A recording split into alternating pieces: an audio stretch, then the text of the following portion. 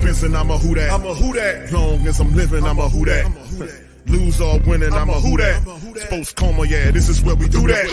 Where we do that, where we do that, where we do that, where we do that, where we do that. Boogie like Benson, I'm a who that. I'm a who that. Sports Coma, this is where we do that. Where we do that. Welcome, welcome, welcome. Somebody please better help. Running this thing like Elf. I thank God every day I'm not a felt. Go to YouTube Live with Big Q and the guys. If you ain't ride or die, the bandwagon get flipped. Been marching in, that was way for the ring. I was yelling out your shade for the championship. Bucking on Tampa, duck down. Falcons, pluck, get shut down. Panthers ain't much touchdown. The vision really belong to us now. So much hate on the Saints, you could probably tell. Ever since Bounty Gate hit the NFL, when things seem fishy and you probably smell the crooked referees or Roger Goodell. Yeah, money like this and I'm a who that. Every day I'm living, I'm a who that. Lose or winning, I'm a who that. It's the Sports Coma, this is where we do that. Where we do that, where we do that, where we do that, where we do that, where we do that. Boogie like this and I'm a who that. It's the Sports Coma, this is where we do that. You're listening to the Sports Coma with Big Q and the guys on the PRO Media Network.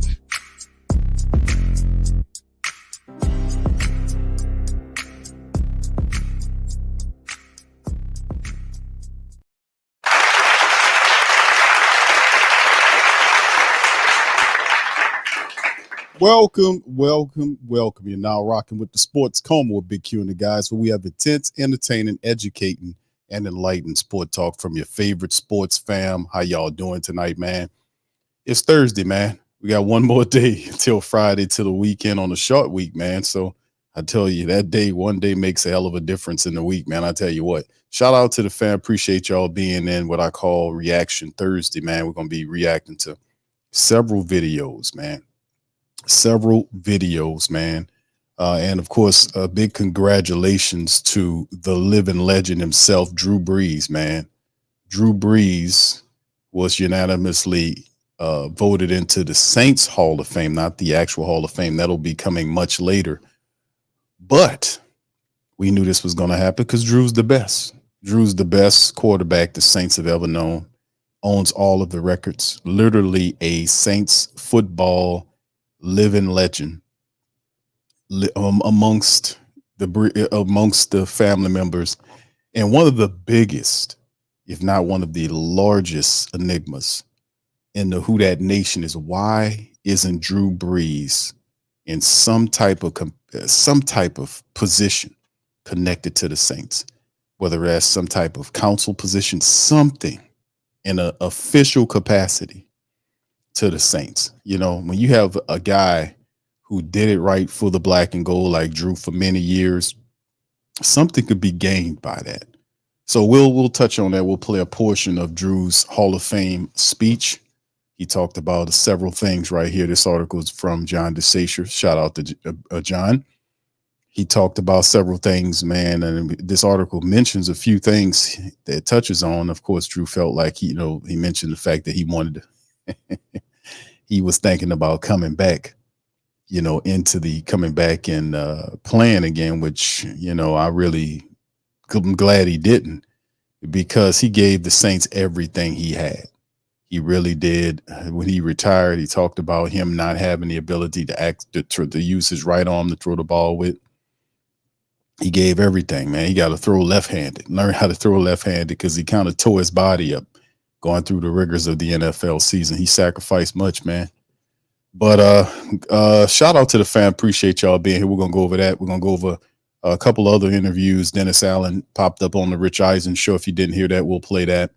Also, Derek Carr popped up on Chris Long's show. If you guys didn't see that, we'll play that. So that's why I call it Reaction Thursday. A lot of stuff to talk about and listen to today. So you guys get you some popcorn, put your feet up and just chill over the next hour and some change.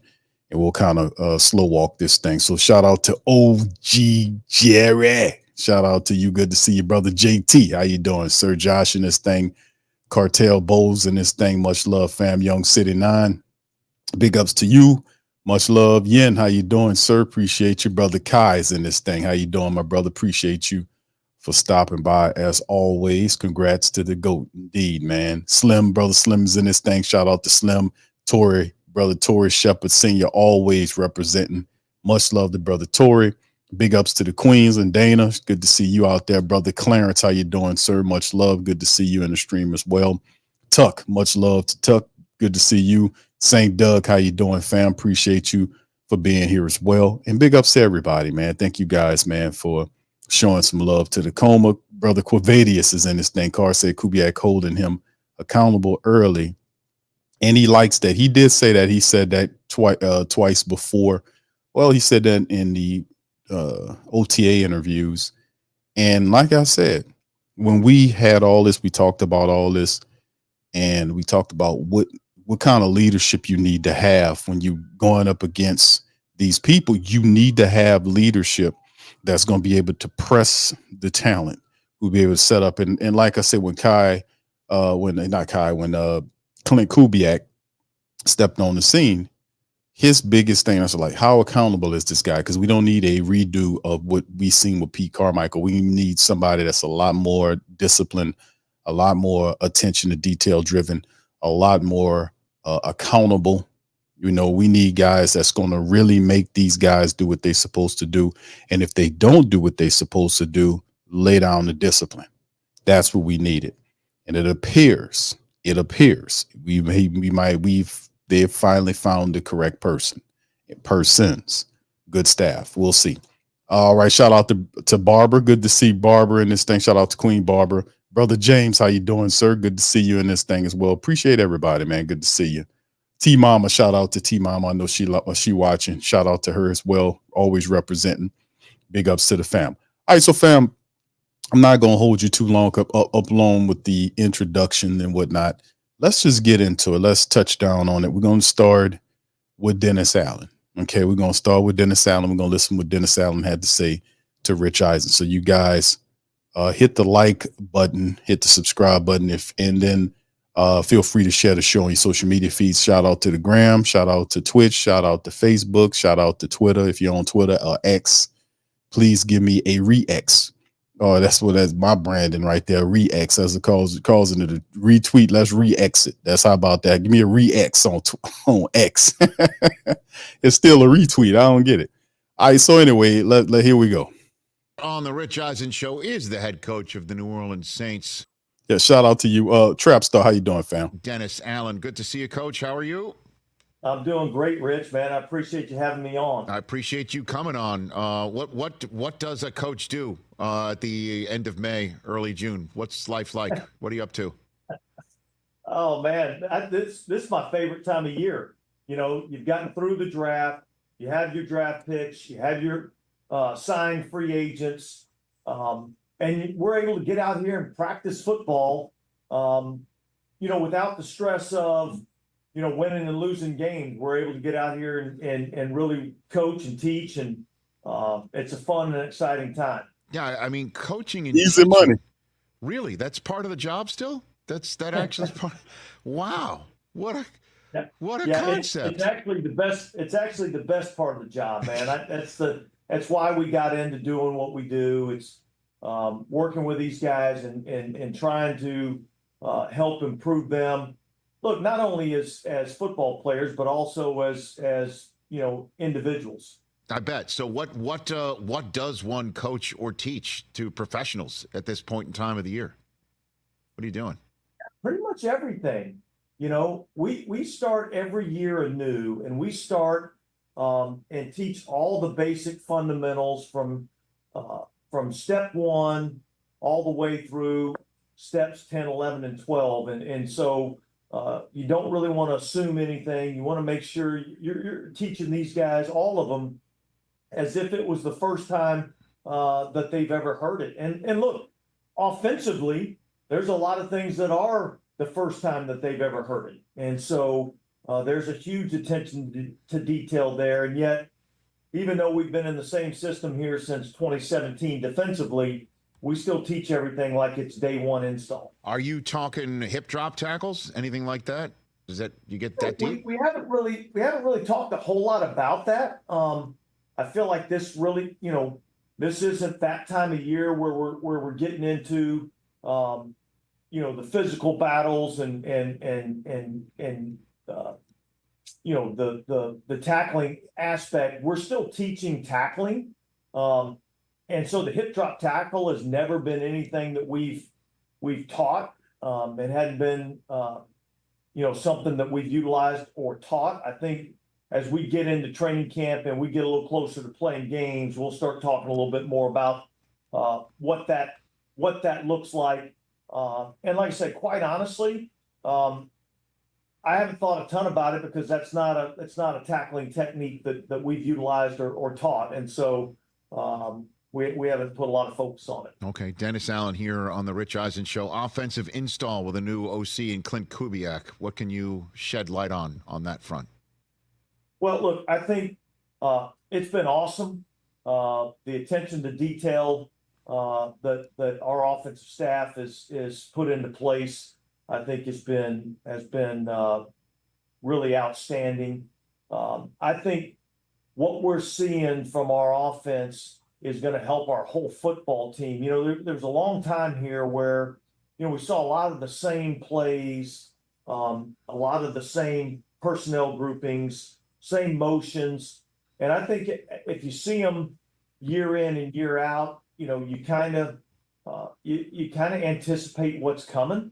And so I think both offensively because it's new, and then I think defensively because we're seeing a lot of different looks. I think it's been greatly beneficial to us. Dennis Allen once again says attention to detail, and just preference this because when we do these shows, remember we've been doing this for a while, and over the last couple of years. Listen, fam, I've heard all of Dennis Allen's interviews. I got a pretty good memory. I've heard all of his stuff. Anything that I got from whatever New Orleans put out or whoever doing it, I hear all of his stuff. Something might get here, miss me here or there, but not too much because whatever I don't catch, family members always send it to me. Shout out to GM Kev, Professor, and several others. Always constantly sending me stuff. Say, Q, listen to this, listen to this, check this out, check this out. DC, shout out to my dog DC. He always sending me stuff too. Hey man, you need to listen to this. So what I'm saying is very few things get past me when we're talking about Dennis Allen, his interviews, and a lot of stuff out of the Saints building, period. So when I hear this stuff, it strikes differently. What I mean by that is Dennis Allen just mentioned attention to detail. That has been a buzzword of the last several weeks dealing with the Saints. He applied it to the Saints offense. Then he said that the Saints, with the attention to detail on the Saints offense, can help the whole team. That's what he just said. Now, what that means is what it means is the offense attention to detail could be a example on what the team should do or what the team should follow, right? So I think, and that's one of the things that hurt the Saints under Dennis Allen over the last couple of years. And that's why I've said this guy finally got it. They finally got it. We kept saying it over and over again. It took a while, but a lot of the things that Dennis Allen and his coaches are saying is stuff that we've been saying for the last couple of years. We've been saying this stuff over and over and over again. So when I hear it, I'm like, man, these people finally got it. So here we go. Difference it going to be from what Saints fans are used to seeing from obviously all the years of your predecessor being there and having that spill over into your first couple of years? Dennis? Yeah, I think probably significantly different. I think we've been a lot of what we call 11 personnel, 3 wide receivers, 1 tight end in the game. And I think we're probably going to see a little bit more, 2 tight ends in the game. We're going to see a little bit more, fullback being utilized in the game. We're still going to have, some of the things that we've had in terms of the drop back passing game and utilizing, 3 wide receiver sets and things of that nature. But, I think you're going to see a little bit more, motion and things like that to try to mess with the defense's eyes a little bit. So I think it'll be, significantly different in terms of how we package things. Look, the reality is there's only so many things that you can do from an offensive standpoint in terms of scheme. There's certain run plays that everybody runs, and how do we dress them up differently, and how do we coach it better, to where our players can execute it better. And that's the same thing in the passing game. Dennis Allen, head coach of the New Orleans Saints, here on the Rich Eisen Show. Draft night, we haven't spoken since then. What was it like to be in the middle of the first round of a draft where quarterbacks went 6 of the first dozen? You're sitting there, and I'm sure, again, you're not in this quarterback game, and unless you were, you know what I mean? Like it kind of is a bit of a mystery what your approach might have been and what it was like to watch all those quarterbacks go right in front of you. Dennis. Yeah, look, the reality is I was kind of excited to see all the quarterbacks go, because at the spot that we were picking at, quarterback wasn't a high priority at that spot. And so when you see those quarterbacks going, that means they're pushing some other players down the board to you. And so I felt like this year, a lot of things kind of lined up for us in terms of how we had players graded on the board and in terms of what our needs were. And so obviously offensive tackle was a huge need for us. We felt like it was a really good draft for offensive tackles. And we felt like, in particular, once the quarterback started going off the board, we felt like there was a good chance that one of those guys was going to fall to us, and certainly, that happened. And if you're willing to share, I'll ask anyway. Surprised by the rival in your division, 8th overall, choosing one of those rookie quarterbacks? Dennis? Yeah, look, I'll be honest with you. Yeah, I was a little surprised that they did that, and yet. I think anytime you identify somebody that you think has a chance to be your quote unquote franchise quarterback, then I don't ever think that's a bad move to take that player. So yeah, certainly I was a little surprised by that, and I know that that's a player that they're really one of the two, Kirk Cousins or Michael Penix, one of the two is not going to be on the field, and so that's one less weapon that they have. Taliesin Fuanga is the guy that you chose, and is he plug and play left tackle for you? Yeah, I think that's the thought process right now, is that we're going to start him out on the left side. That's where we've been working him the last couple of weeks. He's looked pretty good over there. I tell you, the thing that I really like about the player, I think he's a tough, nasty player. And I think that's something that we can use up front on our offensive line. I think offensively, our ability to be a little bit more physical, a little bit more nasty, I think is something that we need to be. And you're going to serve more Kool-Aid on Bourbon Street, I guess, now that you drafted that kid?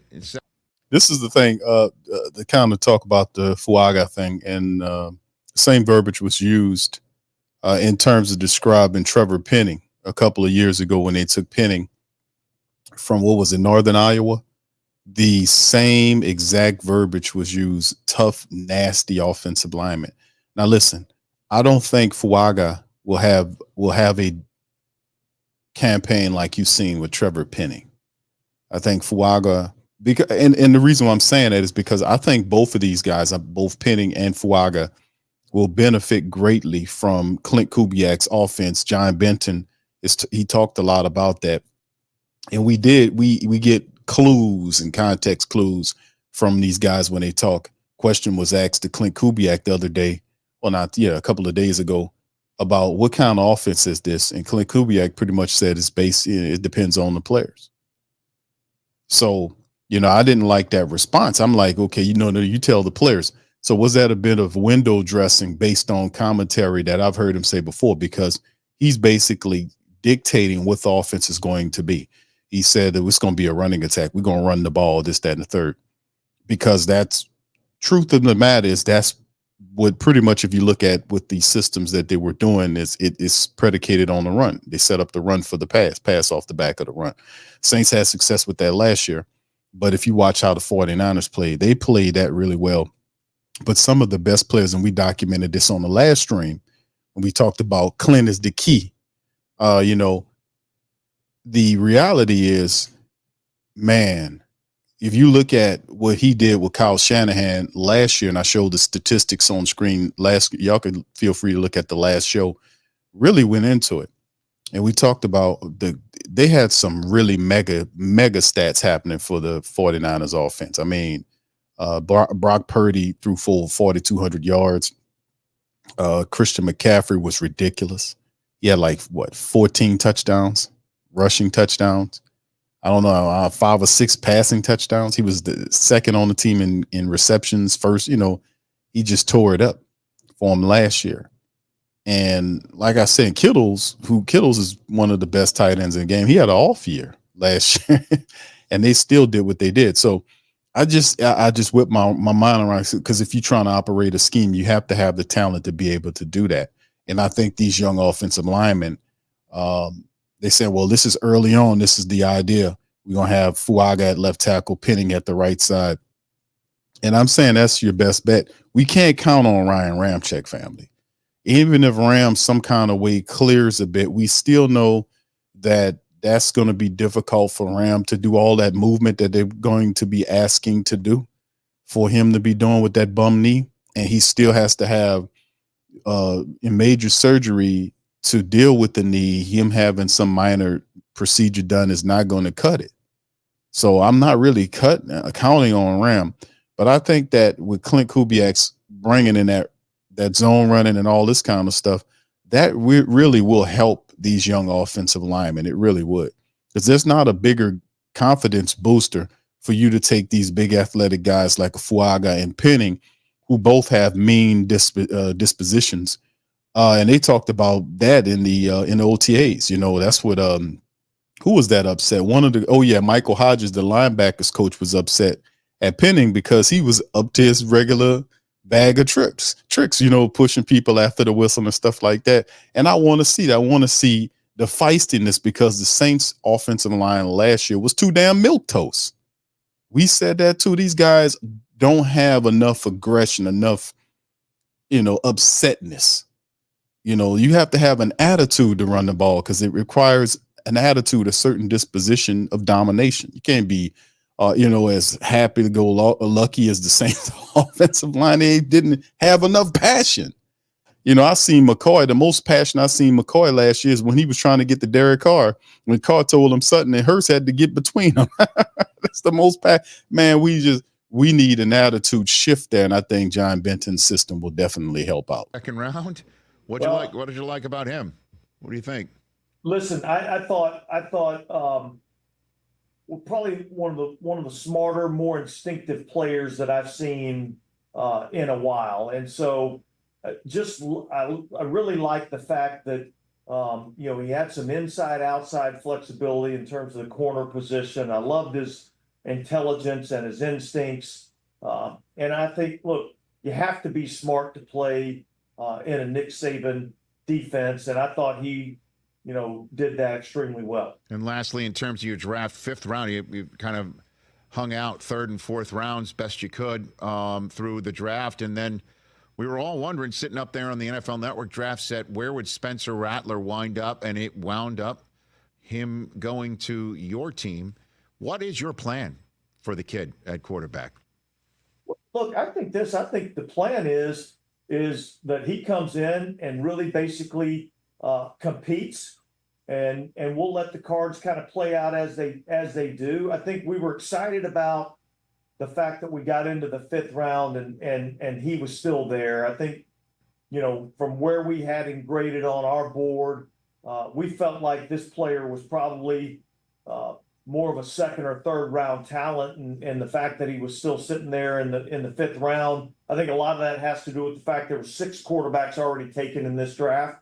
And that's a little bit of a unique position in terms of the draft. So the fact that he fell all the way to us to the 5th round, we were really excited about that. He's got tremendous talent, and now it's just about getting him in here, teaching him the things that we want him to know, and be able to execute the things that we want him to be able to execute. A few minutes. There's a lot of discussion. The Kool-Aid McKinstry thing is, I thought it was I thought it was a very solid pick for the Saints. I knew eventually within the second, maybe in the second pick, that a defensive back was a part of the plan because um, you got Marshawn Lattimore there. It was some uncertainty whether or not the Saints would trade him at the time. That was the environment. Now they're saying that Dennis Allen is saying that he had good talk with him, a conversation, and that he will be here in 2024.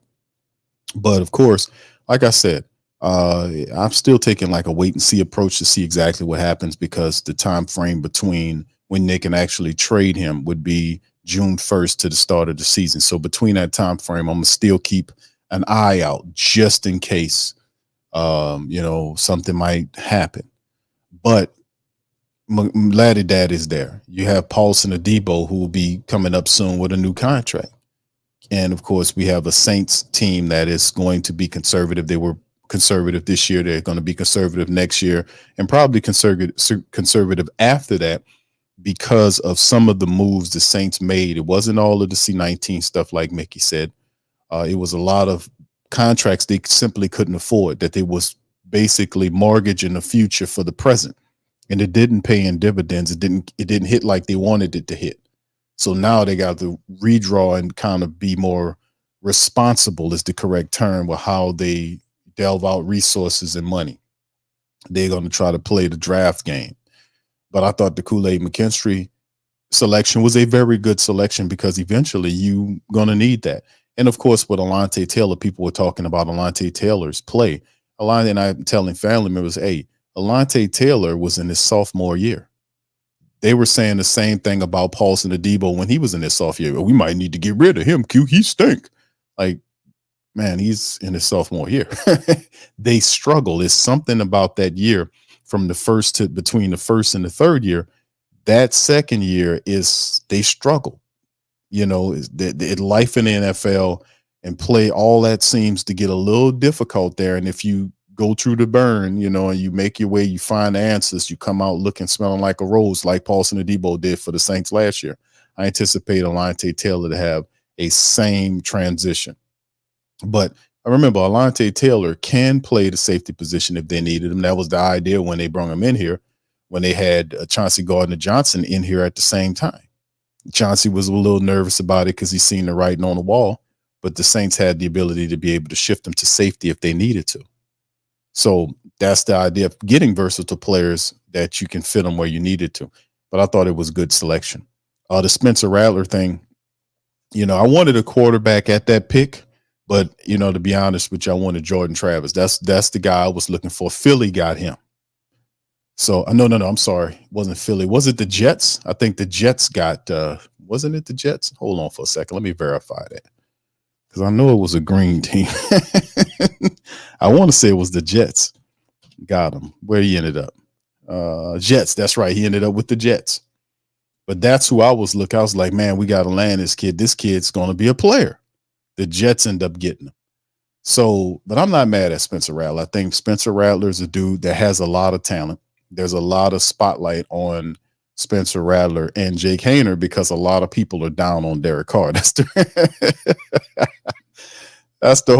like, man, why is it so much talk about Spencer Rattler? We know the QB position is a highlighted position, but goddamn, the best he can do is battle for a backup spot against Jake Haener. And what's the other guy? Nate Peterman, who's the veteran backup. But a lot of people, the reason why the backup talk is so glaring is because, a lot of people are down on Derek Carr. And we'll talk about that later on in the stream as we move forward on it. But like I said, I'm not a Carr basher. I think that a lot of times people are like, I don't know why people are so hard on Derek Carr. You're not watching the games. You're not watching the games fully. Don't pay attention to just the statistics. You got to watch the entire game and the flow of the game, how things happen, the connections between players, all of the bitching and complaining and the blaming, the slow ability to take accountability for what was going on, not totally owning your mistakes like you're supposed to, staring people down. Like he even talked about the pick that Jesse Bates got off of him when he looked, and I'm like, dude, no. And that's why I say I feel like I was like, dude, nah, that's a major flaw mentally. You know, not one time did I hear, man, you know what, man, I got to stop staring people down. That's a big problem.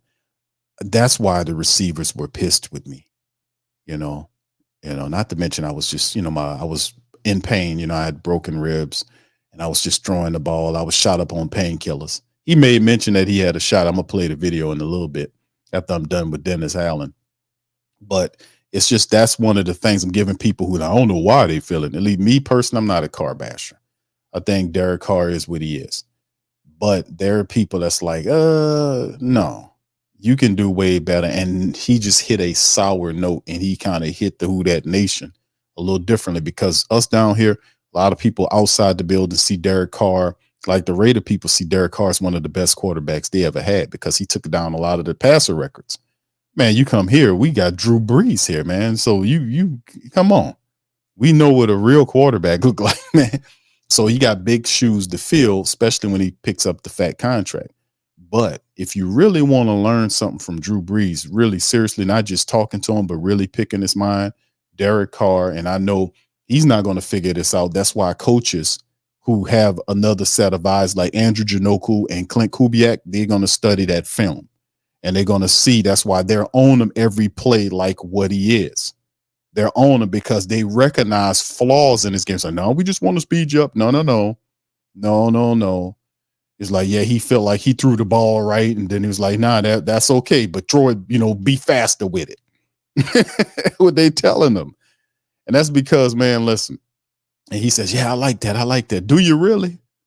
I mean, because, bro, if you studying all this film, I don't understand how you don't know you staring people down. I just don't get that shit. I'm sorry. I don't get it. I don't understand it. The all 22 shows you just keeping your head over here, looking over here, and the guy running over there wide open or single covered, no safety support, and you just stand down over here, looking over here. That happened all the time. I just don't get how he can't see that. And I just don't get it. Not one time did he ever say, man, I got to stop staring people down. That's how Jesse Bates got me. I was staring down that wide receiver. I didn't pump fake. I didn't do shit. I just stared the wide receiver down just like that. And then some kind of way, Jesse Bates jumped in front of the ball. Jesse Bates is not a superhero. Jesse Bates read your eyes to the ball. I just don't get it. Thank goodness we got some coaches that kind of break this thing open, man. Here we go, man. Just left with Saints head coach Dennis Allen here on the Rich Eisen Show. My crew, if you wouldn't mind popping up the schedule on the screen. When you saw this for the first time, you thought what, Coach? What'd you think? Well, look, I thought the beginning part of the season was going to be a tough stretch. Opening up with a division opponent at home and then having to go, on the road to Dallas. We got Kansas City on a Monday night. We come back and play Tampa Bay, then Thursday night versus Denver. I thought that was, that early part of the season was going to be a really tough stretch. And then I looked at, the end of the season, there's a couple of potential cold weather games that we got to be, ready to play in, at New York and at Green Bay late in the season. Do you like the bye, week 12? Well, look, I don't really get a choice in it, so it doesn't really matter whether I like it or not. No. You get preferences. You're a human. That's DA's new favorite thing he like to say. They're not going to ask me. That's his new little thing he said because he ain't used to say that before. Now he's saying, well, they ain't asked me they don't ask me if I'm going to like it or not. He said that several times about several different things throughout the interviews this past season, but that's something new. He likes to say, well, they didn't consult with me anyway, so I don't think it matters. Just answer the question, bro. I think the bye is a good part of the schedule, to be honest. Human being, I mean, you have rights. Yeah, in a perfect world scenario, you'd love for that to be right around, week 8. And yet it really kind of depends on how the season plays out. Sometimes if you're on a roll, you don't really want that bye, or sometimes you have some injuries and you may need the bye a little bit earlier. So, I think, much better than having it in week 15 or 16. Well, you knew you would the Sean Payton appearance in the Superdome would be in front of a nationally televised audience. I mean, you couldn't have been surprised about that one, right? No, I wasn't shocked. I knew it was going to be a primetime game. I just didn't know which primetime game it was going to be, whether it was going to be a Thursday night game or whether it was going to be a Monday or Sunday night game. I knew it was going to be primetime. Guess I'm kind of excited about it being a Thursday night game. That's a lot less hoopla on a shorter week, I guess. Nah, it's gonna be a lot of hoopla, bro. It's a Thursday night game. It's the only game playing. It's gonna be a big shindig with the entire NFL world watching that game, man. So, yeah, in the schedule, man, is very interesting early, and I know, you just gotta take it like they're gonna tell you at one game by game approach, and I agree about that. I think that's a good thing to do. But listen, Carolina at home, away to Dallas, back home against Philly, both games, the Atlanta game and the Monday night matchup against KC are away games. They come home for 2 straight against Tampa and Denver, and then they hit the road for 2 against the Chargers and the Cardinals. I mean, the Panthers. Now, early on the first 5 weeks, people are looking at, because that's an interesting stretch with Dallas, Philly, Atlanta, and KC there. No disrespect to Carolina. And then Tampa, on the short week for the Monday matchup is something to kind of look at as well, because we split with Tampa. Didn't we split with Tampa? Yeah, I think we split with Tampa Bay last year. And I think this time around, we can't discount them either, man. So the Saints got to bring it, man. We a lot of people anticipating the Saints to start slow, but if we can run the ball and play defense, that's a big part of it. Running the ball, playing some defense, man, that should help us out, especially when you go on the road against some of these teams, because you're gonna need your running attack in the play action, definitely. And that Philly game, the Dallas, Philly, Atlanta, and KC, those 4 games are very interesting. So we don't want to go in the hole to start out the season. So, man, it's going to be fun watching, man. And so, we'll kind of get in and go get the game played. What do you think it's going to be like that night in the Superdome, Coach? Oh, I think it's going to be a great atmosphere, as it usually is for a Thursday night game. And look, I mean, obviously with Sean, bringing the Denver Broncos in here, his first time back in the Superdome against the Saints. I mean, certainly there's going to be an electric atmosphere, and a lot of eyes will be on that game. All right, last one for you, and if you don't mind me putting guardrails on this question. You can't give me the coach's answer that you just gave me a minute ago of like you have no say in it, and it is what it is. You can't give me the it is what it is on this one, okay? I can, but no. I won't. I am telling an NFL coach what he can and cannot do. I understand that's a third rail subject matter. Listen, the news that apparently the Players Association is coming up with an idea to reconfigure the offseason and potentially put OTAs in a ramp-up period in June to have July being filled with practices. Do you like that idea, Coach? Well, I think that's a twofold question there, Rich. Okay. I think what we're able to do during this time of year, I think is really good teaching environment. I think it's a great teaching environment. What I don't really like about where we're at in terms of the calendar, I don't really love that there's a 5-week.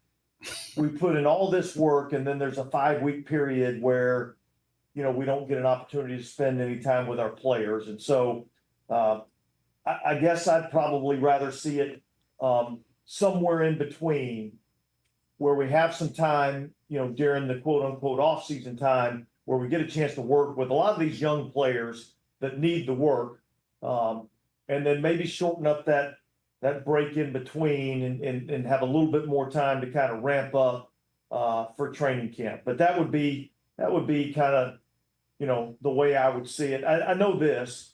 I know there's a ton of work that has to be done to get ready for training camp, and a ton of work that has to get done in preparation for the season. And so I know you got to find time to do that work.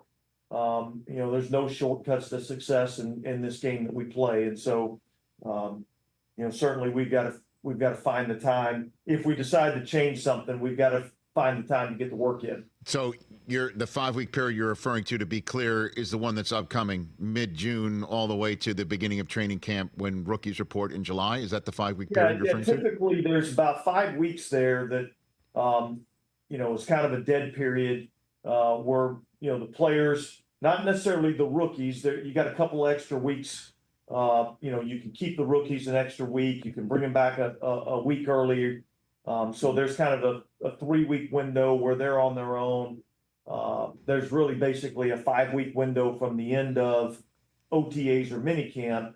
Hey, bro, come on now, dog. Look, I think, if we were able to shorten that in some form or fashion without losing, the off season, I think would be something I'd be in favor of. Okay.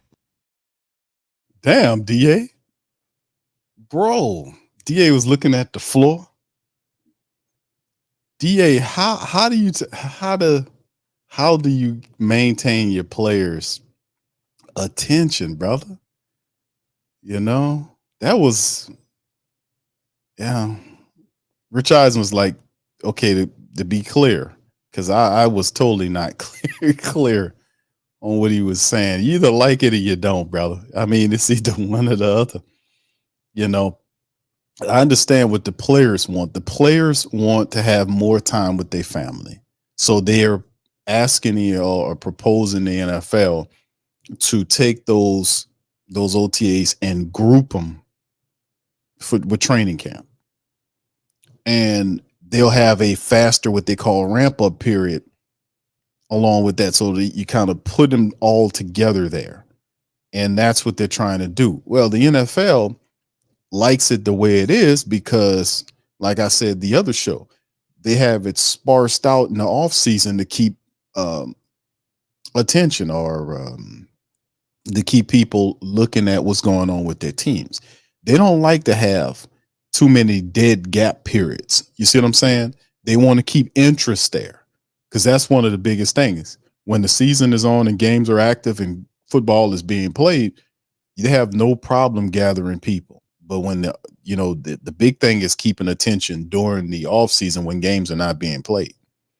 So they've kind of actuaried this thing out and they have it set up the way they want to, but where they go along with it, I mean, they could, but what are you going to give up? You being the Players Association are going to get up for them to approve that, because that has to be something that the players and the league say, okay, we'll go from there. And they both agree upon it.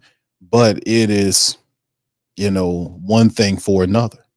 Okay, if we give you this, what are you going to give us? And we'll see what they do.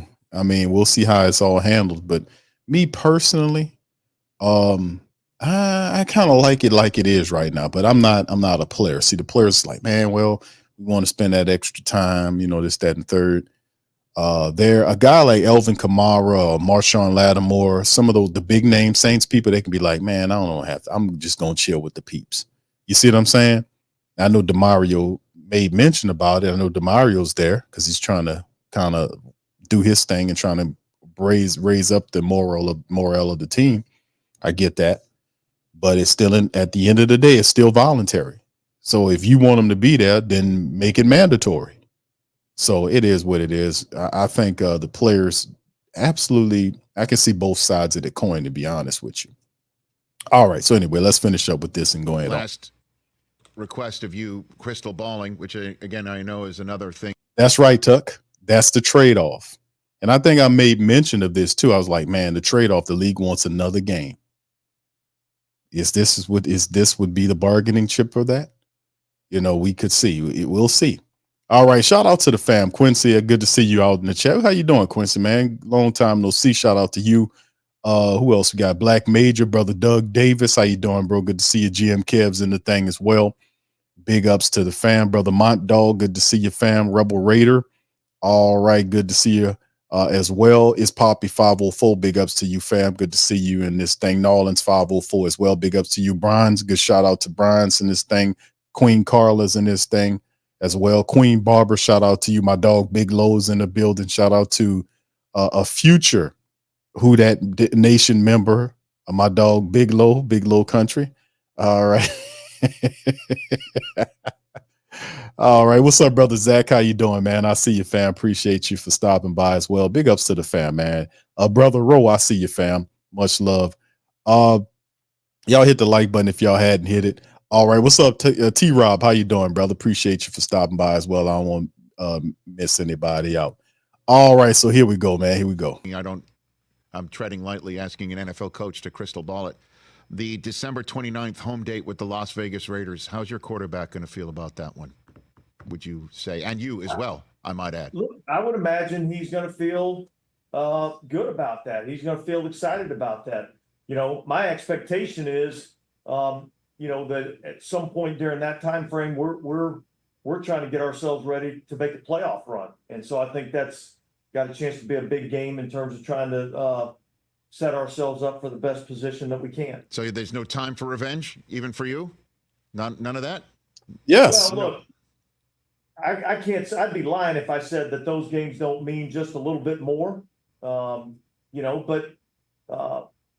but really, what you got to focus on during those times is focus on all the things that you have to do to try to win a game, regardless of who the opponent is. You start worrying too much about who the opponent is, you kind of get out of your wheelhouse a little bit in terms of being able to be successful. So no special cigar set aside just in case, is what you're saying. I don't think we need that. I'm not a big cigar smoker anyway. Okay, good answer. The man was trying to give him a setup, but he wouldn't take it. But the thing is, of course, Dennis Allen wants to beat Sean Payton. Of course he does. You know, Sean Payton, that's a very unique situation, to be honest with you. Sean Payton did a lot of great things for the Black and Gold City. He comes back as a coach with the Denver Broncos. He's coming to the Superdome, a place that him and Drew Brees did a lot of great things. And Dennis Allen's sitting there. So that would be a good feather in his hat if he beats Sean Payton. If he beats Sean Payton, that's a good feather in his hat. It really is. And it's not like his defenses in practices wasn't stumping Sean Payton's offense. Remember that. So that's something Dennis Allen could have there. He's very knowledgeable about Sean Payton's defenses. His offenses. He knows how to stop Sean Payton's offense, and he has the people to do it too. So that's one big thing. But can Sean Payton stop what Clint Kubiak got going on? You know, you see what I'm saying? So, I mean, all I know is it used to be really good games when you watch Sean Payton and Kyle Shanahan go at each other. Those were really good games. You know, Sean got them. He's familiar with some of that stuff too. But it'll be fun watching that matchup, and that should be a feather in Dennis Allen's hat. At least he could say, I beat Sean Payton head to head. And in terms of Derek Carr, you got to circle that if you're Derek Carr. I know he says that, you know, he got a lot of people he cool with from the Raiders organization. He's up next with his interview. But if you're a guy that came from that organization, you got to be like, man, I got that one circled. We're going to kick some tail on that one. All right, Doe. Shout out to Doe. Good to see you, fam. Appreciate you as well. Much love. All right. So, yeah, my dog says Dennis Allen is actually being smart, deflecting that because he might not even be the coach. Things could change. Huh? All right. That's pretty swift for you there. All right. So let's jump from that. That's the end of the Dennis Allen thing. I think Dennis Allen did all right, besides that long word salad he gave about the OTAs and stuff like that, you know, but outside of that, it wasn't too bad. All right, here go Derek Carr on Chris Long's show. Here we go. And what a great interview. I mean, I don't think I did a great job, but Derek, love him. That's why his teammates like him. Like, spend 30 minutes with the guy. You're like, yeah, I'd play with that guy. Okay, I got a question. First off, like, comment, subscribe. Tell a friend if you like this interview. But was week 17 in Philly. Remember how cold it was? I remember how cold that was. Yes. Yeah. Move it Lock along. down that next head Yep. bob. We're going. You're So, gone 100%. Do you like, what's the gamesmanship like trying to get somebody to hard count? Do you admire something like when you watch Aaron Rodgers and you're like, that's the Michael Jordan of hard counts?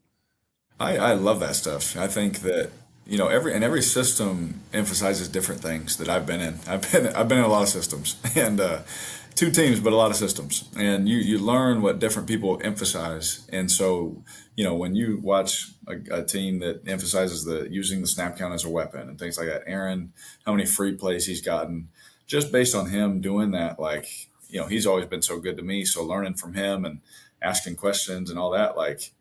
Stealing that. I stole a few touchdowns off free plays, just based on learning from the guys ahead of you. And so now I'm trying to teach that to these young guys and how to do it, what to do with your hands, your eyes, different things that make it look the exact same so that they think it's the snap. And even one of my favorite throws of my life was in a Pro Bowl on a hard count, But you hard counted somebody in the Pro Bowl? What the heck are you doing out there, dude? Isn't that jacked up? I did it. Yeah, I did it just so I could throw a touchdown. Messed up, dude. That's like breaking the bro code, I think, if there's a Pro Bowl bro code. But what do you do, like, say you don't have a vertical route in the concept when you get somebody to jump? How does that go for the offense? Do you kind of know where your hot is and maybe just take the hot, or do you just look up top? Yeah, there's a lot of times, like, if there is something down the field, even if it's double covered, like that's the one I'm just going to throw that one up, especially if you guys are right in my face. I'm just going to throw it up, save the hit, all those things.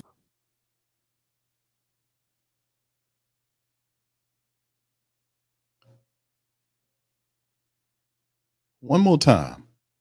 There is something down the field, even if it's double. Have a vertical route in the concept when you get somebody to jump. How does that go for the offense? Do you kind of know where your hot is and maybe just take the hot, or do you just look up top? Yeah, there's a lot of times, like, if there is something down the field, even if it's double covered, like that's the one I'm just going to throw that one up, especially if you guys are right in my face. I'm just going to throw it up, save the hit, all those things. What? Am I hearing that right? If it's double covered and a hit's coming to him, he's just going to throw it up in the double coverage. Is that what he said? You throw it in the double coverage? There's times too where, I love to do it in a 2-minute drill. You're down in the red zone, the set first half, the clock's running down. Man, you get them on a hard count. And then if the touchdown's there, if not, just throw it away, because I actually had one where a guy jumped. We're playing Kansas City at home, and I peeked and they didn't throw the flag. And so thankfully I didn't just throw it up. But, there's times like that where the refs, when it was first happening, they kind of miss them sometimes. Yeah, the 2-minute thing is legit. I mean, You said he referenced a free play, Twigger? All right, bro. I'm gonna take your word for it, bro. I didn't catch that part of the game, but because I would sincerely hope so. If it's a free play, that I agree about it. If it's a free play, and if the guy's double covered and he chunk it. But I didn't catch that for whatever reason. Let me kind of go back to the that. Pro Bowl. What the heck are you doing out there, dude? Isn't that jacked up? I did it. Yeah, I did it just so I could throw a messed touchdown. up, dude. That's like breaking the bro code, I think, if there's a Pro Bowl bro code. But what do you do, like, say you don't have a vertical route in the concept when you get somebody to jump? How does that go for the offense? Do you kind of know where your hot is and maybe just take the hot, or do you just look up top? Yeah, there's a lot of times, like, if there is something down the field, even if it's double covered, like that's the one I'm just going to throw that one up, especially if you guys are right in my face. I'm just going to throw it up, save the hit, all those things. There's times too where, I love to do it in a 2-minute drill. You're down in the red zone, the set first half, the clock's running down. Man, you get them on a hard count. And then if the touchdown's there, if not, just throw it away, because I actually had one where a guy jumped. We're playing Kansas City at home, and I peeked and they didn't throw the flag. And so thankfully I didn't just throw it up. But, there's times like that where the refs, when it was first happening, they kind of miss them sometimes. Yeah, the 2-minute thing is legit. I mean, you're going to get me 10 out of 10 times in 2 minutes. Yep. But it's an extra 3 seconds that might be worth it. you know, That's right. in those situations. So, how you like in New Orleans, the area, like being on a new team? I feel like you were going to be Mr. Raider, and I think everybody starts out, and you played there so long and were such a fixture. I remember when I left St. Louis, I wanted to be a Ram for life, and the Raiders are a great organization. Was it tough for you to like now imagine yourself in a different uniform, and what's that experience been like? It was really hard, you know, because I mean, just, you know, with the relationship I have with, you know, Yeah. Mark and, you know, the team, the organization, I thought I was going to be there just forever, you know. Yeah. And it didn't work out that way, obviously. But when I went to put a new jersey on, I was like, my pants aren't silver anymore. You know, I was Yeah, like, yeah. it looked weird. You know, it didn't Right? feel right. But at the same time, like the heart of it, the decision, the team, the organization, all that felt right. But it just looked funny, you know. Yeah. And so it took me a little longer than I thought to get acclimated, if I'm Yeah. honest, you know, and learning everybody's name, you know, in the building. You know, I had relationships with everyone from the owner to the janitor in the Raiders Right. building, you know. Right. And, Yeah. Yeah. you know, you come into a new building, I'm like learning everyone's name and where do I go for stretch? You know, when do we do this? Who sits here? You know, like I don't want to take Cam Jordan's seat day one, you know. Definitely not him, right? You know, I'm trying to start off Or right. Demario So, Davis, dude. I feel like Demario Yeah. Davis might be the worst guy to take his seat. Yes. The guy's kind of scary, you know. He's kind of badass. Absolutely. And so all of those things, you know, it's just new. And it took me a while, if I'm honest. But now, like, I just feel at home. Like, Yeah. like it feels like my team feels like, you know, I'm there with the leaders that we have and we're leading together. And it doesn't feel like I'm trying to catch up. It feels like we're here together and we're pulling everybody, you know, there with us. And so that part of it feels way more at home this year for sure. How long does it take to get that feeling? Because last year was a work in progress in a lot of ways, but also your shoulder, right? Like, I think when people say when you return to play, they think, oh, he's healthy. How long did that particular injury linger, and how difficult did that make it? Yeah, I mean, I did. So I ended up breaking 2 ribs and then had obviously something with my shoulder. And I didn't feel good until probably 2 weeks before we came back in April. And so I thought he broke 3 ribs.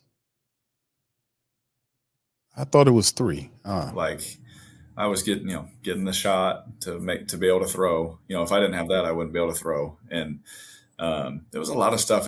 Yeah, I mean, I did. So I ended up breaking 2 ribs and then had obviously something with my shoulder. And I didn't feel good until probably 2 weeks before we came back in April.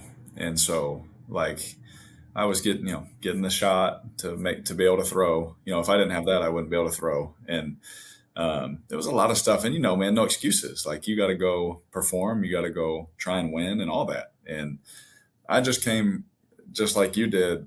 I was raised different. Like if it works, like I'm going to be out there, you know, even if it's not putting my best foot forward. You know, you hear about some people getting a groin or a hammy nowadays, and it's like, hey, it's 2 weeks, and really it takes them 4. You know, like to me, like I was like, if I can be out there for my guys, no matter what, even if I'm not at my best, I still feel like I can help us win. You know, and I'm just going to be out there, no matter what it puts out on the tape. And so, I guess I'm like right on that cusp of the older generation of how like we dealt with things, and so it's a really fine dynamic of, you know, watching that happen. But I wouldn't have traded it for anything, because now my guys know that no matter what I'm dealing with, I mean, I got teammates walking by and I'm getting shots here, and you know, that stuff right there just shows them that I'll do anything for them. And you know, it sucks to go through, but it also shows my team like, man, we're like, dude, this guy he'll do anything to help us win, and you know, it builds that relationship. I just disagree so much so, not what Derek Carr is saying, man, because he was, and we was saying this all season long about Derek Carr. He was popped up on painkillers. They had that numbing. They was shooting him up with that painkiller, and you could tell because his eyes was bucking and bulging. I doubt he even knew what planet he was on most of the game. You could see his eyes were just lit up, and he was just, that was just so wrong to do him that. There was no need to do that to Derek Carr. If he got a tore shoulder. At the time he said 3 broken ribs. The previous reports and him on several different interviews that we've covered here said 3 broken ribs. This show he says 2. whatever. But I just disagree with all of what the Saints was doing. They were pumping him with painkillers just so that he can go out there, and we didn't even get in the playoffs. So I mean, they just abused him, and that just pissed me off. It pissed me off then when I heard about it, when it was going on. It pissed me off at the end of the season, and then they have the nerve to stand up here and talk about player safety. What kind of crap is this? That's why we have backup quarterbacks to come in and do. And we had a vet behind Derek Carr. You didn't have to do that to him. That he said he couldn't, and he said this before at the back of the season, like he couldn't do nothing for like 2 months. He couldn't do anything. No activities at all. That's how bad a shape that he was, according to what he was saying. I just think it's an absolute, all this much to do about player safety and all this nonsense, and then they just shooting the guy up with dope, shooting him up with painkiller to go out there and it's just, I just disagree with that, man. That's why we got guys. The guy got broken ribs and he busted all the hell. Please don't put that guy out there. That's why we got depth charts. I just didn't like how they did him on that. All right, OG to the third degree says, how many times will you say you know? No, we don't know. Do you? Thank you for the super chat, bro. That's just how Carr talks, man. He just is that he, you know, is like Dennis Allen says, well, look, you know, so Derek Carr says, you know, Dennis Allen says, what he says, well, look. That's just how, you know, that's just one of the things that they do. And I think with Dennis Allen and like even Mickey Loomis does the wind up, I call it, where he does that. And that buys him a little time to kind of formulate his thoughts for whatever the question is or the topic that they're talking about. I think that's a mechanism that Carr used and Dennis Allen used as well.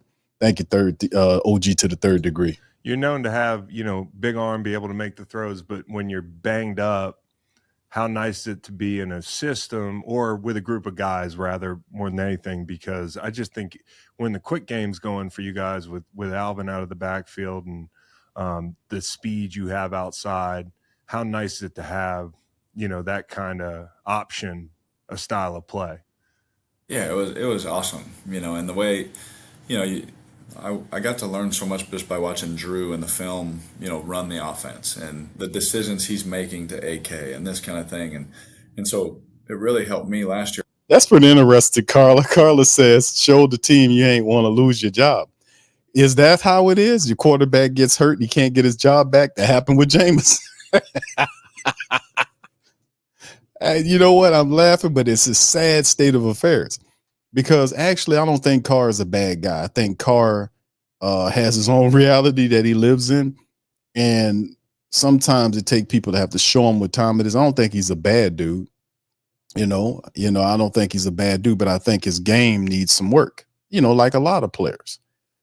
But, you know, what they did with Derek Carr, and you're absolutely right. I think Doug said it, that they played. Was it Doug? I want to give the right credit. Yeah, Doug says, man, you know, Q, they played Drew hurt too. And I just think it's like today's NFL is all this stuff about safety and all this kind of stuff. And he was saying he was getting shot. He even pointed to where his shot. He was like, he was in there and he got shot here. He got one here. He was getting shots all over. So he said, I wouldn't have been able to throw the ball if I didn't have the pain shot. That's terrible, family. That is awful. He would not have been able to throw the football or play football without the pain. Multiple pain shots. He getting shot up every week. And this was like for the entire season after he got planted in the Green Bay game. I think that's when he got knocked out of there. And we knew something was up because when they took him out of there, they evaluated him in the medical tent. Then they put him on the cart, then took him to the locker room, said they did some little stuff there. And then he went to the hospital. I was like, he went to the hospital? What's going on? Then the report came out that they were x-raying his chest area. And I was like, man, something ain't right about this. And then as the season went on, they hid that. Remember, don't forget this stuff. They hid all of that. They hid the fact that he was that. And we looked at him, man, this dude got a bust. He got busted up ribs, something going on. We were saying it before the Saints said. The Saints made it official 2 weeks before the season ended. And they did that so they can roll out the excuse matrix. so they can come with the excuses to explain why, the team failed because of injuries to the quarterbacks. But prior to that, they did not release that information about him being hurt or even acknowledge that until a couple of weeks before the end of the season to kick into the excuse matrix. But Neo and Morpheus ain't there's only Mickey and Dennis Allen. And the excuse matrix is to keep people buying the tickets, because of the excuses that you're not supposed to be making. But here we go. Especially interesting take, when I was Carr. banged up, that man, I know that I have that guy in AK that I can get that ball to just out leverage, and instead of a 2-yard gain, it's really 9 yards with AK, and that kind of stuff really helped. And with Chris and Rashid in the quick game, obviously that stuff helped us a lot, because we had to call more of that stuff based on some of the health that I was dealing with. How important is it to have a differentiating body type, like a big target that you can throw to, or a Juwan or something, like a tight end, but a guy who can actually create in space and has the size? Yeah, with like guys like AT and Juwan, they allow me to make throws that you typically can't make with a smaller guy, right? Like, if a guy is on his shoulder, well, I can throw it, way back here on a back shoulder ball, and I know that they're going to go get it, and AT was that jump ball, back shoulder, big body guy. Juwan also down the field, down the middle, making those plays that you love to throw as a quarterback that you can't throw to everyone based on what they were given at birth, and those are guys that down the stretch for me, I've always loved having a guy like that. You have your starters, and you have your guys that have roles, and they fit that role and just my style of play to be able to have that one-on-one guy that I can make that throw to. And they came down with most of them, so you trust them. That trust builds for sure. Yeah. The thing behind you, the calendar. Okay, This is a relevant question right now because the PA is talking about changing the schedule on us, which is wild. Because, all right, I don't know how you feel about it, but we were talking about like being routine oriented as football players. Hold on just a second. Spice, interesting, bro. Y'all, the Great Saint Think Tank, man. That's why I say you guys the best. The Great Saint Think Tank always rolling around these things. Carla was kicking it and said he was playing hurt like that because, like we saying, Jay, this is not something we making up. If we just remember everything that happens, we don't forget the stuff. Because if you remember the things that happen, it creates a pattern. And then you can basically predict what's going on with the team. That's how I do it. I remember majority of all this stuff. That's how I know to create patterns with players and coaches to know exactly how the majority of the time they're going to behave or react. That's how I'm able to call a lot of stuff with the Saints accurately because I know the personality of these people. Now, if you look at what Spice says, how about the Saints felt that a hurt Carr was better than a healthy Winston? That's why he's no longer on the team. How about that? I would coincide. I would definitely co-sign that. Anytime you go into great lengths to pump, Derek Carr. Now listen, I'm not going, I think Derek Carr was doing what most football players are trained to do. I often talked about the program and the brainwashing is actually what it is. The brainwashing of players to play with broken bones and all this kind of stuff. The truth of the matter is, people get hurt as a physical sport, but that's what depth charts are for.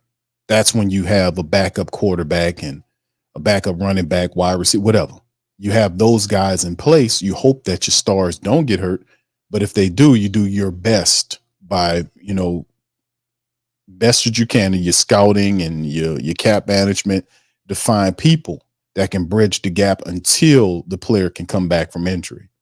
If sometimes they might not come back from injury until next year, you just have to maybe make a trade or do something to kind of bring, fill that talent void, that vacuum.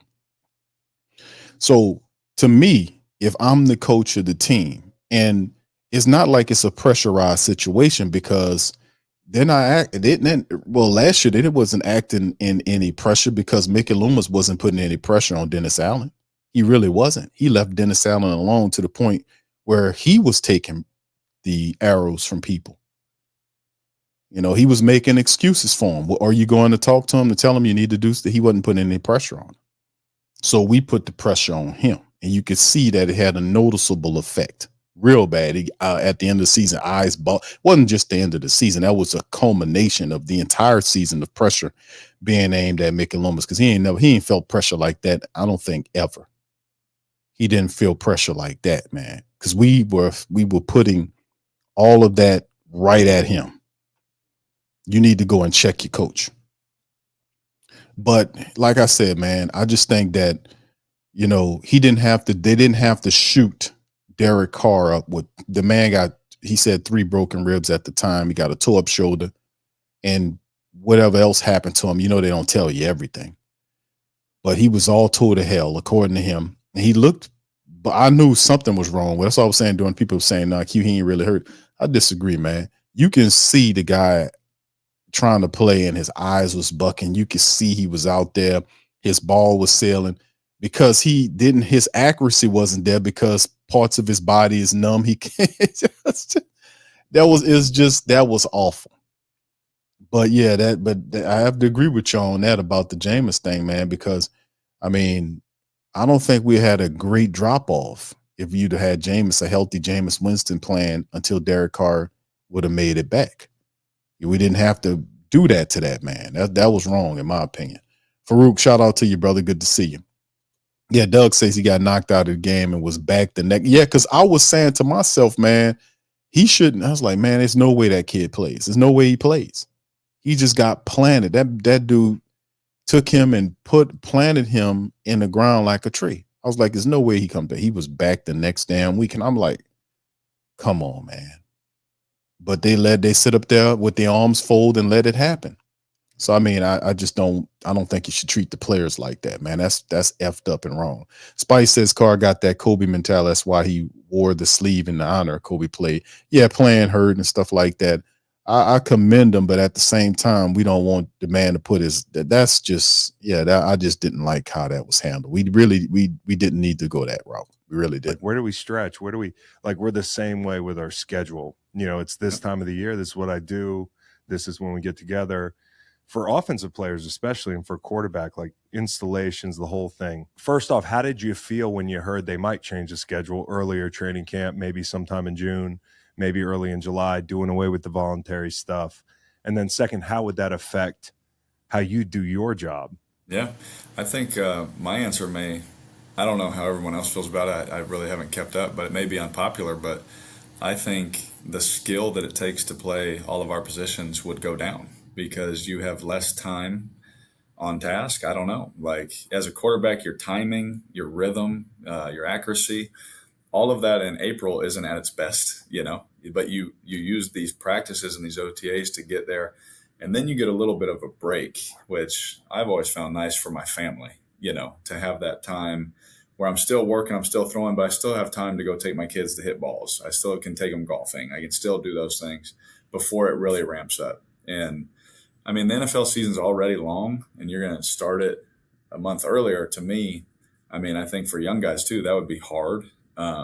There's so much that the young players have to learn, in my opinion. Again, it's all my opinion, but so much that they have to learn where I think OTAs are beneficial. Again, now that's coming from a guy who's been doing this 11 years, and I may have an older school of thinking. But just the skill it takes and the time on task, especially as coaches, I mean, they're going to be stressed out of their mind getting guys ready to play, so, I don't know. I think it, I mean, if we're honest with ourselves, the job that we have is pretty unbelievable, even with how the schedule is now. And so I enjoy being here with my teammates. There's a lot of guys you and I have probably both played with, where you're like, we're really going to give that guy until the beginning of July off, Right. You're just not going to see that guy.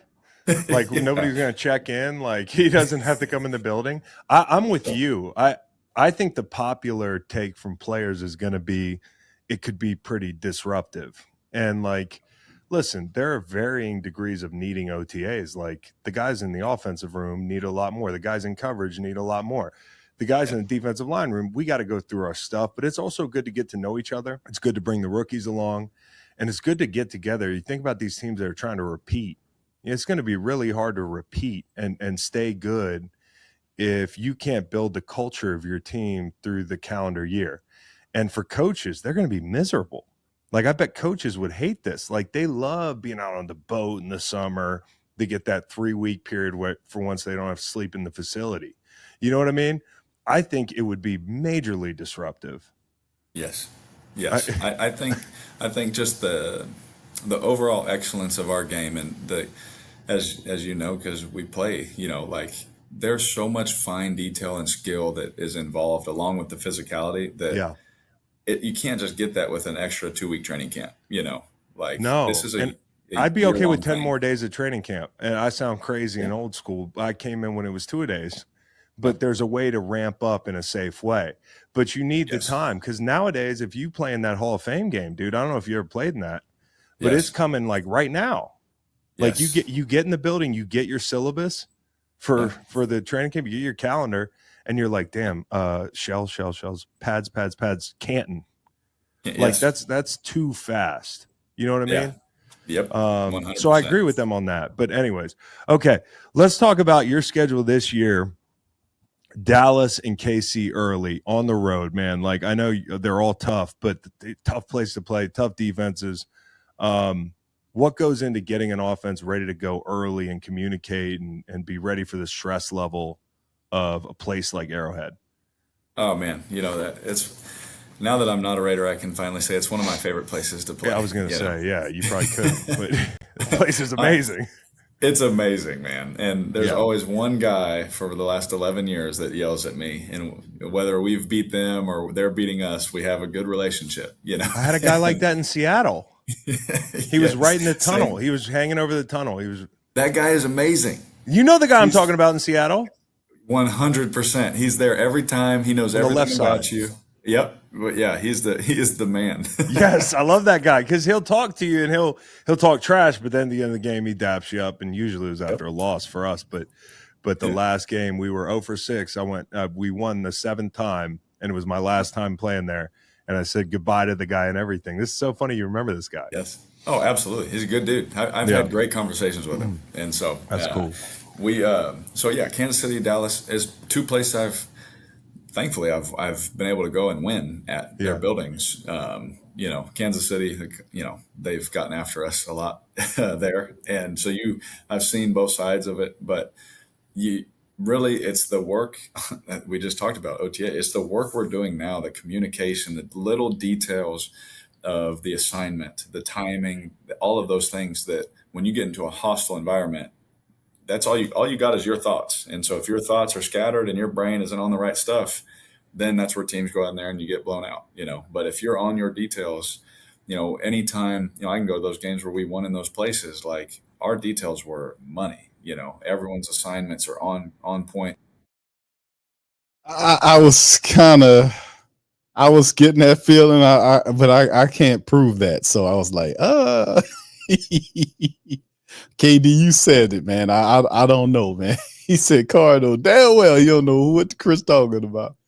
Yeah, I was listening to. I was like, but I can't prove he doesn't know him. So you just take his word. All right. And that's what it takes to beat those teams in their place, because they're two amazing defenses and teams.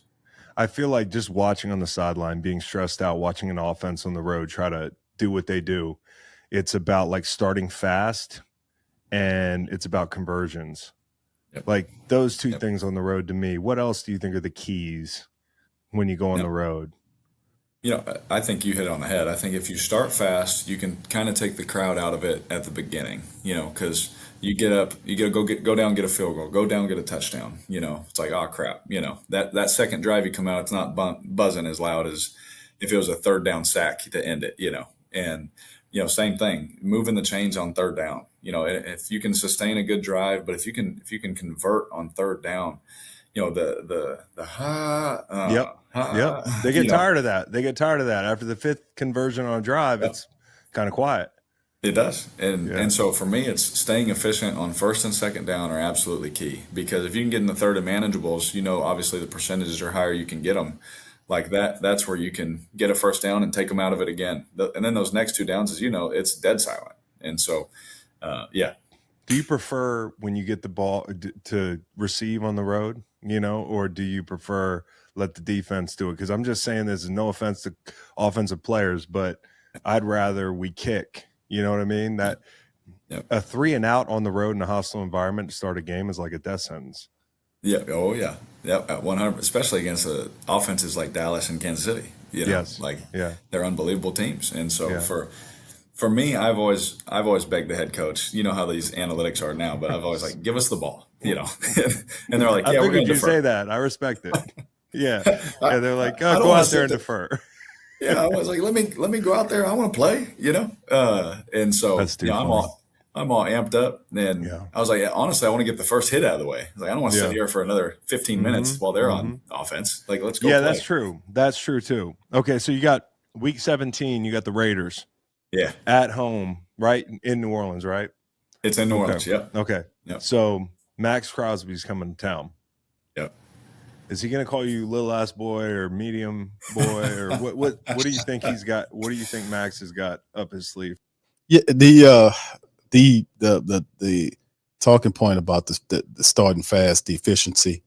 I mean, I agree with that, man, and I definitely agree with in terms of you on the road and which should you get take the. I think if you're the Saints and you got something to prove offensively, you're on the road, take the ball, go down there and score, and put pressure on them to match what you got going on, as opposed to the opposite when we're gonna kick it to them and see what they're gonna do.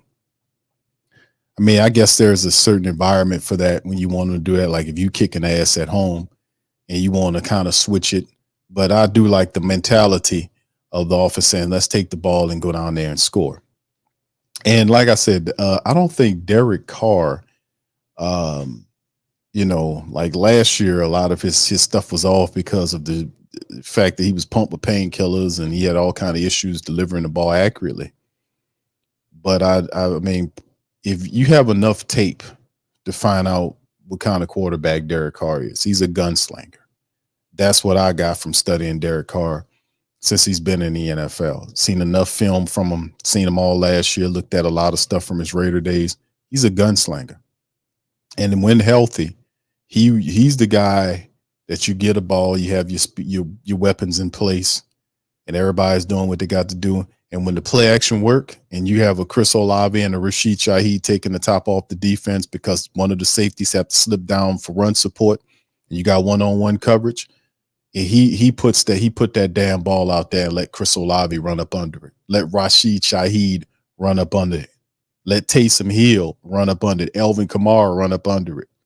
So, I mean, the guy's a gunslinger, and that's just what you got to do. You got to kind of lend yourself to that. So, if you can get that going, I could see him getting past 4,000 yards in the season if you're operating like that. But, of course, you need the running attack and the play action to do that. But he can give you that. That's what I get from Derek Carr. He's a gunslinger, man. When healthy, he has a big arm and he loves to throw that thing down the field. And we got the people to go and get it. That's the part that I was talking about, the explosives last year, about getting the explosives back to the Saints offense, because the prior year we had Andy Dalton there and it was laughable. But like I said, man, we getting the running game going and kind of tapping into his true gunslinger mentality, man. That's, that we can only hope, we can only hope everything work out the way it's supposed to, man. One thing I know about Max is he's a psychopath, and Yes, so he is. he's gonna want to rip my head off. But He's got his chains insured, bro. 100%. So I may actually wear that. I may wear that one that week to the game just because he bought it for me. It'd be hilarious. Dude, do that, please. If you wear that chain to the game, oh my God, that'd be incredible. Okay. Yes. With the Raiders, man, like you still got people you vibe with there when you see them and the whole thing. You spend so much time there. I remember my first year in New England, we played the Rams. I went back to the Rams locker room after the game. Like my boys were like, "Get back here," and I was like, "This is weird," but I'm going back because we're brothers, man. Is that going to be a tough weekend or one you look forward to? And how hard is it going to be to just laser focus on the task? It's because of AP's the head coach. I love AP. He was great to me, and I enjoyed my time with him. And because he's the head coach, and there's different people in the building, and I know Aiden. Love Aiden. Love Devontae's one of my best friends. Max, same thing. Like these are like my real friends. And so there's no like hatred, like even Raider Nation. Like I love Raider Nation. I sign Raider jerseys and hats everywhere I go still. And, that their love for me is, been unbelievable even since I left. I got people always saying, man, we still root for you. We watch your games and then we watch the Raider games, And so like that to me, like there's no like, oh, I hate these guys kind of rivalry. Like it's just going to be like, it's going to be weird. It's going to be like, it's going to feel like a practice because I'm so used to seeing them on defense, but this time it counts. And so it'll be fun just to go against those guys, but it won't be like a very emotional week for me. So who talked the most trash to you in practice that you're going to try to get after? I disagree, man. It was the whole process, and I know I can understand Carr playing above it, but that all changes when that week comes. When that Raider game comes there, he's going to want to beat the brakes off the Raiders, man, because the way he left. I mean, they benched him and they unceremoniously marched him out of there. And a lot of people feel like Derek Carr deserved better than what the Raiders gave him on the back end of that year. Because I remember he was saying that in that matter of fact, that year that he didn't want to play for anybody else. He would rather retire. And of course he changed his mind later on. And then because the Saints was trying to get Derek Carr. They was trying to trade for him at first. And then, they worked out a trade. He stopped the trade and wanted to go into free agency to test his value. And the Saints were really the only, they had a couple of teams that were looking at Derek Carr, but nobody wanted to give him that kind of money the Saints was giving him. Nobody, not even close. But ultimately, Dennis Allen, the guy who picks him, brings him here, and and the rest is the rest. But yeah, that Raiders game, that's like Dennis Allen against Sean Payton. He wants to beat him. Yeah, he wants to beat him. And then on top of that, man, those are two AFC games. We need to get them anyway. You get me? Straight up. Those are two AFC games. The Denver game with Sean Payton and the Raiders game with Derek Carr. We need to get those games. Them two AFC games. We need both of those games, man, in the grand scheme of things. So yeah. He wants to beat their damn brakes off. He's just taking a high road right here. Oh, Max, 100% Max. Oh, we used to yell at each other. Oh my gosh, yeah, that's great. Oh, yeah. Okay, yeah. With Rich, man, I know it's been a couple years. See him pop up again, or if you think that's possible. Yeah, absolutely. Like everybody on that team, first time with an interim coach making the playoffs. All this kind of stuff, and we had to win like our last 4 or something like that to get in, and all that, everything that led up to that. And the moments that we had and the wins, like he absolutely had the heart and soul of our team. Like he had us, we would do anything for him. And, going into that next year, I was like, I'm going to try and get Devontae here, just add Tay to this and like, let's just keep it rolling, and then that's not what they decided. All of us players let it known. We want Rich, and that's what we wanted. But obviously people have to make decisions that, it's not our decision to make. And so, but with that said, he 100% is a head coach in this league. He needs to be a head coach in this league. And anybody that gives him a chance to be a head coach would, one thing is your players, he'll get the most out of them. He'll get the most out of them. And you would never regret hiring Rich Bisaccia as your head coach. He's one of my all-time favorite coaches I've ever had. Yeah, every player I ever talked to, sometimes you think it's got to be that simple, doesn't it? A little bit. If the team's winning and the players love the coach, he deserves a shot. How about this Fuaga kid? Have you guys gotten to know each other a little bit? Oh yeah, absolutely. What do you think? Yeah. He's one of those linemen you probably wouldn't like. He's just angry, violent, extra through the echo of the whistle. Yeah, extra a little bit, and it's everything as a quarterback you want. Yeah, exactly. You want him to be nasty. A little Richie Incognito in him. You need one of those on every O line, and I was going to say Richie would have been the one that came to mind on your Raider teams. That's right, and Richie again, also a good golfer. Richie, big guy, yeah, pretty funny guy to watch golf. He's just.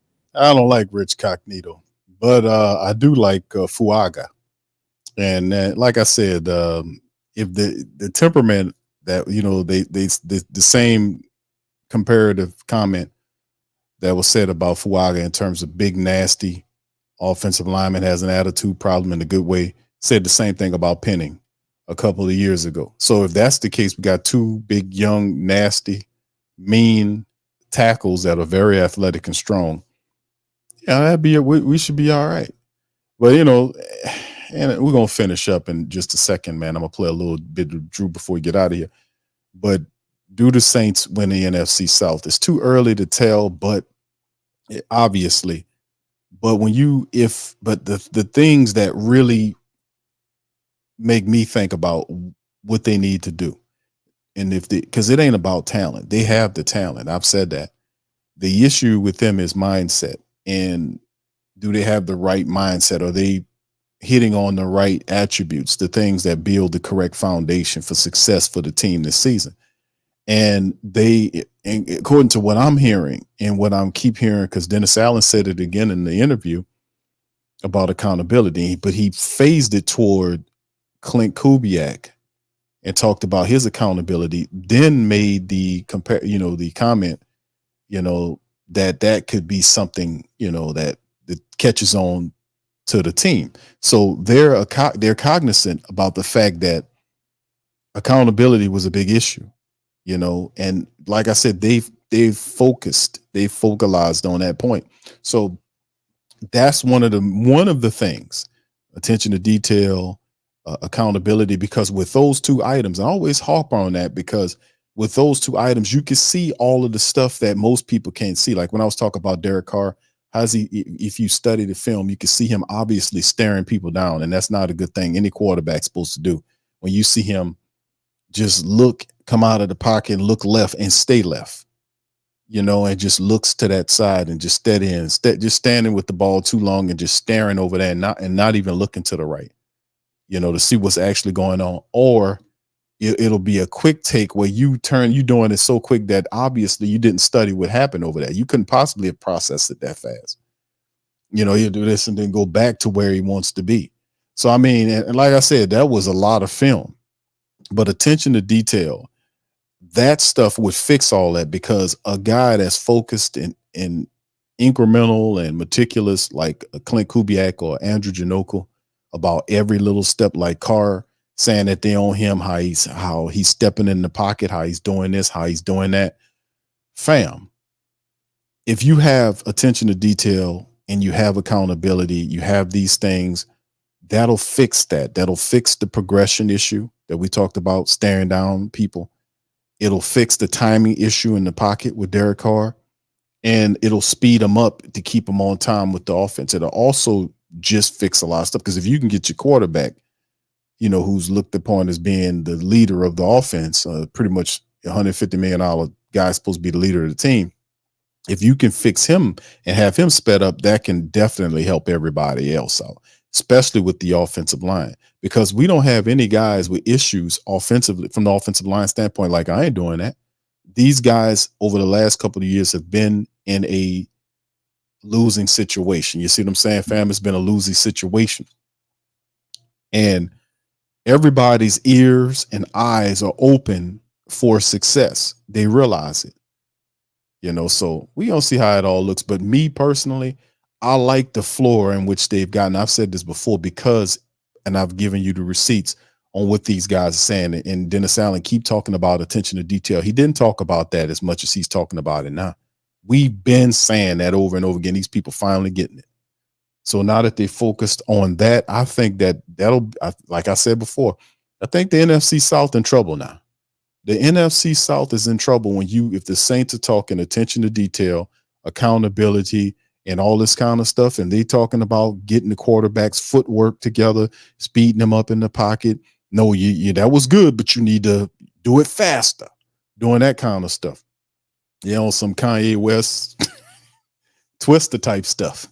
But I mean, like I said, man, it's just I like the floor. Let me just put it like that. I like the floor in which they're building on, and I think that could be pretty good.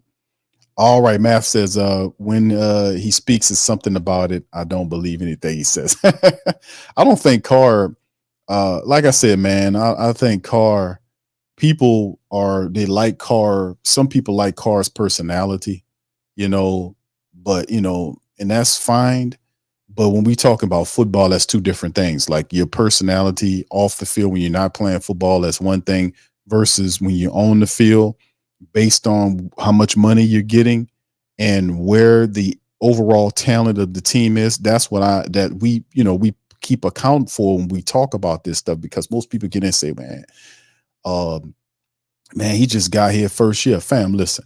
We said this before. The Saints are one of the oldest teams in the NFL. See, everybody's situation is different. The Saints are one of the oldest team, if not the oldest team in the NFL. They got all this talent all over the place. They got aging players on the team that you can still get a lot of value out. They got players coming up on contract years that are some of your best players that you want to get something out before they might end up leaving or going somewhere else. So if you have a window in which you're supposed to do something, and that window is closing fast.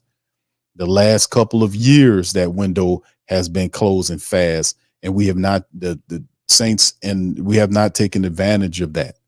So when you put $150 million quarterback on top of the team, he was supposed to be the guy that solved a lot of the problems and help you make the quantum leap. You didn't leap into anything. You had 9 wins, but it was 9 playoff. It's a 9-win, 9 playoff year, which is basically it really don't count for nothing, except for the promotion people to say we got 9 this year, we're gonna get 10 next year. Really don't work. But when you start talking like they talking, Clint Kubiak and Janoku and all those guys, yeah, you can kind of take a lot of that to the bank. I really do think so. That's a whole nother thing. That was the biggest things that I seen studying this team, is why the Saints were failing as much as they, because a lot of the losses and the problems were self-inflicted because they were off code. These things put them back on code and where they need to be. I try and says Q, I remember my Google sign in to send a payment. What's your Cash App is $sign the sports coma, bro. Thank you for your support, bro. All right. Shout out to brother Don, man, for becoming a new member of the stream. Thank you, brother Don. Appreciate you, brother, for that. Much love. Brother Ramsey, big ups to you. All right. And brother St. Doug, thank you for being a member for the last 20 months. Thank you. I'm excited about how this offseason can look under Kubiak. I'm just keeping it. I like I said, and we've talked about this. Is nothing new with me. I'm pretty steady with it. And I say, fam, this is the issues. The team are not recognizing it. But like I said, Clint Kubiak is not going to let Derek Carr stare down the field. When they talk about progressions, he said that when he's on his progressions, when they were talking about progressions, that's what they were talking about. They don't say it, but when you talking about progressions, him going through his progressions, that was a big problem. And like I said, the man was pumped up on painkillers, so he was out of his mind most of them games anyway. So, I mean, like I said, man, I definitely think that they have something going on that is a positive thing. It really is. This is the floor in which we need to start winning some games. So I wouldn't be surprised. I'm not surprised if the Saints will win games, man, because we need this type of thought process. He's a funny guy in general, man. He is. Like it was like King Kong versus Godzilla. I don't even know how to handicap it. Yeah. Of course they were. Yeah. Yeah, dude. Yeah. It's like this is what they're doing all day. So yeah, you don't even have to tell me, and I played with Richie. How about Clint Kubiak and the change coming, and you've talked about being somebody who's played for a lot of coordinators, even though you're on one team.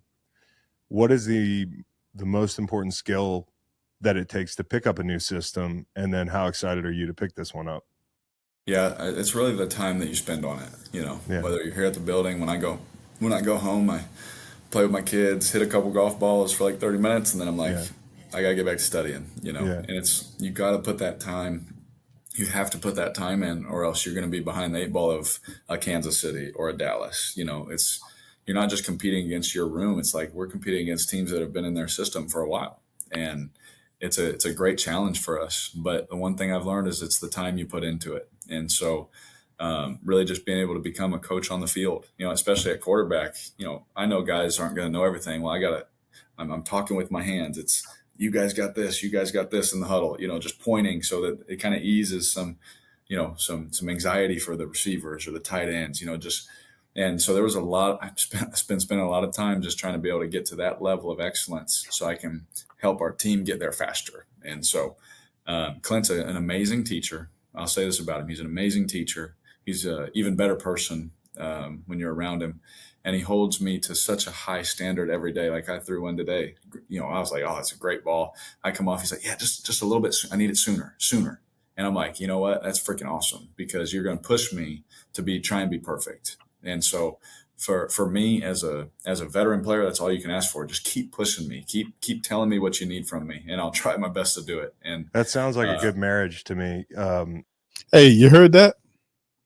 Which is, that's what we need. That's why I was saying, fam, I think they're in trouble. The NFC South is in trouble. That's what I think it is. That's what I was saying, because he was saying that he felt like he had a good rep when he threw the ball, and Clint says, "Yeah, that was good. I just needed, that's getting him on time." And like we said, we knew. See, that's the recipe in which you get a lot out of Derek Carr, because that's the same thing that happened with Chucky.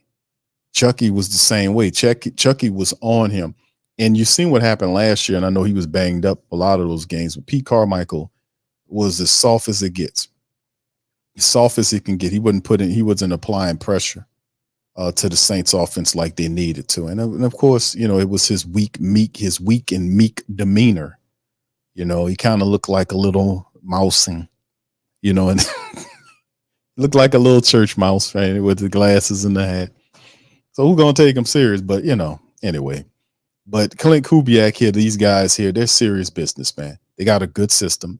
They run it with confidence because they did it confidently in different spots. So they know it can work. And plus, he says he took the job because of the players. This was very early on. He took the job because of the players.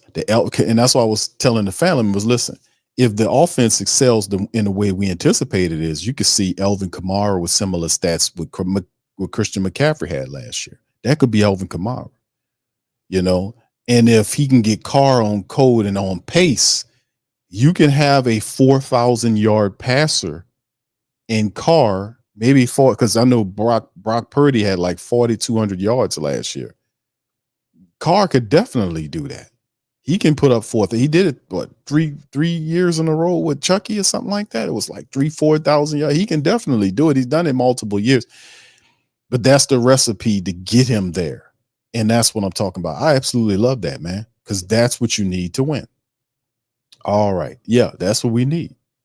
All right, Tron, you said, can you put it in there again? You're talking about it's on the scroll. It's on the scroller. As you can see it right here. It says Cash App. It's $ the sports coma. THE sports coma. COMA. $ the sports coma. There you go. It's $ the sports coma. Yes. The sports coma. The sports coma. Yes. All right. So yeah, it should pop up there, man. Make sure I got it on there right, because I thought I put it on there right. I think it's right. It is $ the sports coma. The sports coma, not just sports coma. It's the sports coma. All right. So anyway, yeah, man. Eugene says Derek Carr comes off as a used car salesman every time I see his facial and physical machinations. Still hopeful for the best for him and my Saints under new offensive management. Indeed. Yeah, he's very vivid, except when he's selling word salad. But, I think, like I said, I think he has talent, but you have to stay on him, like with most, not all players, because some of these players are self-motivated, like Elvin Kamara, Chris Olave. You don't have to stay on. Those guys have a high degree of what they need to do to stay at that level, especially Elvin Kamara, man. Elvin Kamara could play football right now if you need him to. He's always in great shape. And Chris Olave, they have a professional mentality. Some guys you don't ever have to check. Thank you, Tron. Appreciate you, bro, and I appreciate you, my man. All right, yeah, it's going. Like I said, I think the NFC South is in trouble, man. When they start talking about attention to detail and all this kind of stuff, man, come on, that's what we need to win. I thought I did that right. No, it was almost perfect, babe. That's right. You That's need right. somebody to even when you were riding high, just to give you that little bit of constructive criticism. You know what I mean? Absolutely, 100%. Just Yeah. and the one thing I love about it is like I don't ever want to be comfortable. Yeah. Yeah. As a player, I've learned, especially as I get older, like make me uncomfortable, whatever I have to do. So then game day is just like whatever. Mm-hmm. Mm-hmm. What advice would you have for young quarterbacks? Like Wouldn't that mean giving them some competition behind them, like bringing in somebody to kind of push them on the keep them uncomfortable? Remember that. That's very interesting because we knew that a lot of times people, especially last year in the black and gold building, we were talking about comfortability being an issue with the Saints brass at the top because we've supported them so much, giving them a golden age of success as a franchise. They've never made as much money as they made now. Then, of course, the league has changed a great deal. They became more of a marketing engine, and they use their resources and their pull and power to, not having anything to compete with it, because that's a big thing. NBA does the same thing. They become monopoly leagues who threaten networks that if you put this league on here, you can forget about us. They do that, which would explain why you don't see any professional leagues that's actually competing with these people. Their monopoly situation. It's just, raw business how they act, and which is trash business in my idea, because competition is good at every level. So having a competing interest at the quarterback level, like you have a veteran quarterback or a group of young quarterbacks that's seriously pushing the veteran that's making $150 million, that would be good. But that doesn't seem like the mentality. Like they bring in Nathan Peterman. Peterman is no disrespect, as he's a severe drop off, in my opinion, than what they had last year. And I don't think Derek Carr sees a first year player and a rookie as a threat to him, or Nathan Peterman, a career backup who has zero threat. So I'm for the competition model. I just love to see the Saints have more competition in the higher levels of the organization in terms of some of the decision makers. Like I said, reformatting that whole thing, making Dennis Lauscher a vice CEO or something that ties to money and nothing deals with in terms of him becoming the proverbial president of football operations for the Saints, which would imply that he has a high degree of football on the field, which he doesn't. He's a businessman. He doesn't know a lot about football on the field, and he don't know a lot about football with the Pelicans, and that's the same position that he has. That needs to be pulled from him, and he needs to maintain that business position, but have another player. I'm not a player, but a person rather, who occupies that position that does have those traits. That guy, and I think we got a lady on the Pelican side. I think that should be Swin Cash. To me, like I've said that, I think Swin should be very high in the organization. She's a winner. She won everywhere. Hall of Famer, college, won 3 championships in WNBA. I mean, come on. and like I said, that's one of the things that I think we need to have. We need more. We need to format this thing differently. And plus, Mickey's getting up there. He's getting kind of old there. If you want to keep him with a VP, have another president up there. I wouldn't make him the president. I would bring in some fresh people in here that kind of add the direction to the team, because we kind of operating like from the past. We got an old ass model here, man. We need to change this up. Just looking at the future, man, we got to change this up.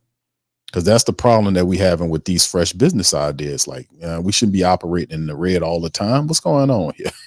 What's going on here? We got to change a lot of this up. Let's finish this up, fam. These rookies now, they got so much pressure on them. I feel like I know who they are 2-3 years before they get drafted. We're counting down. What advice would you give them? You were a high pick. You had success. What does it take?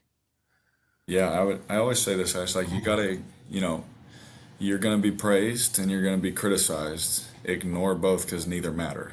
I don't care if you go out there and you go 7 for 7 in your team drill. Like, it doesn't matter. Do it again. I don't care if you go out there and you throw, 2 picks, in practice, like, get over it. It doesn't matter. Keep learning, keep growing, keep pushing yourself, and keep that, you got to keep your mindset like, I'm the best. You got to keep that mindset of no one can stop me, because this game, as man, it can bring anybody down. It's tough. It's hard. We got players talking about football stuff, ex-players talking about football. We got media, you got this, and it's like everyone has something to say, and everyone's putting their opinions, and it's like, well, which one do I listen to as a young guy, and which one?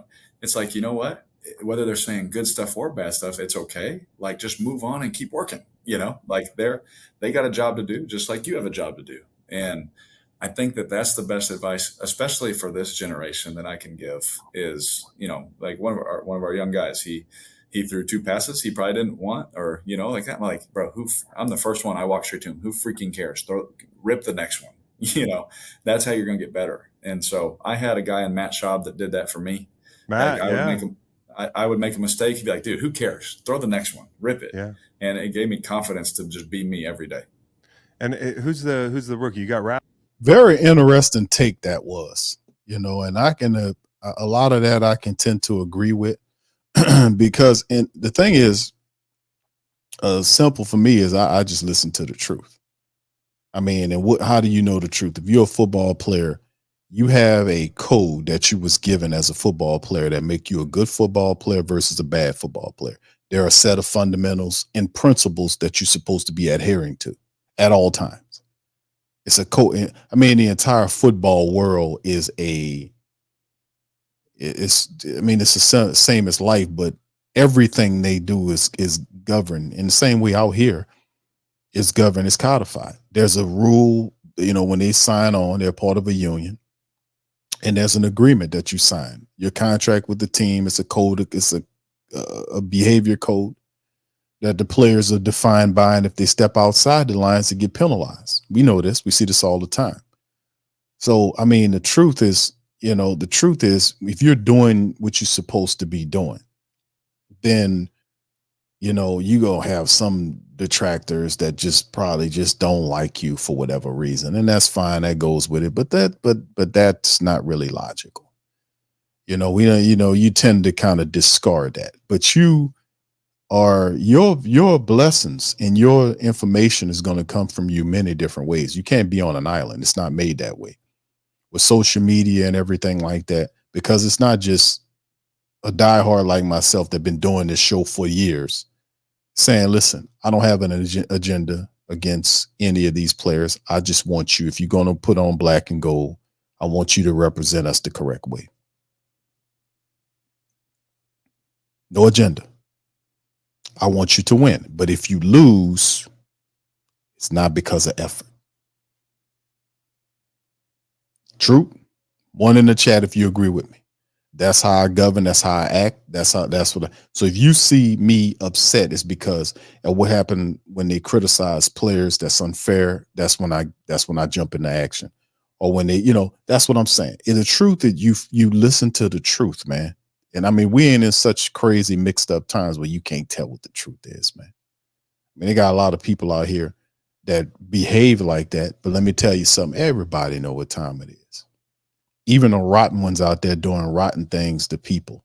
They know damn well that if somebody turn around and do the rotten stuff that they was doing to them, they wouldn't want to do it. That's how they know what they're doing is wrong.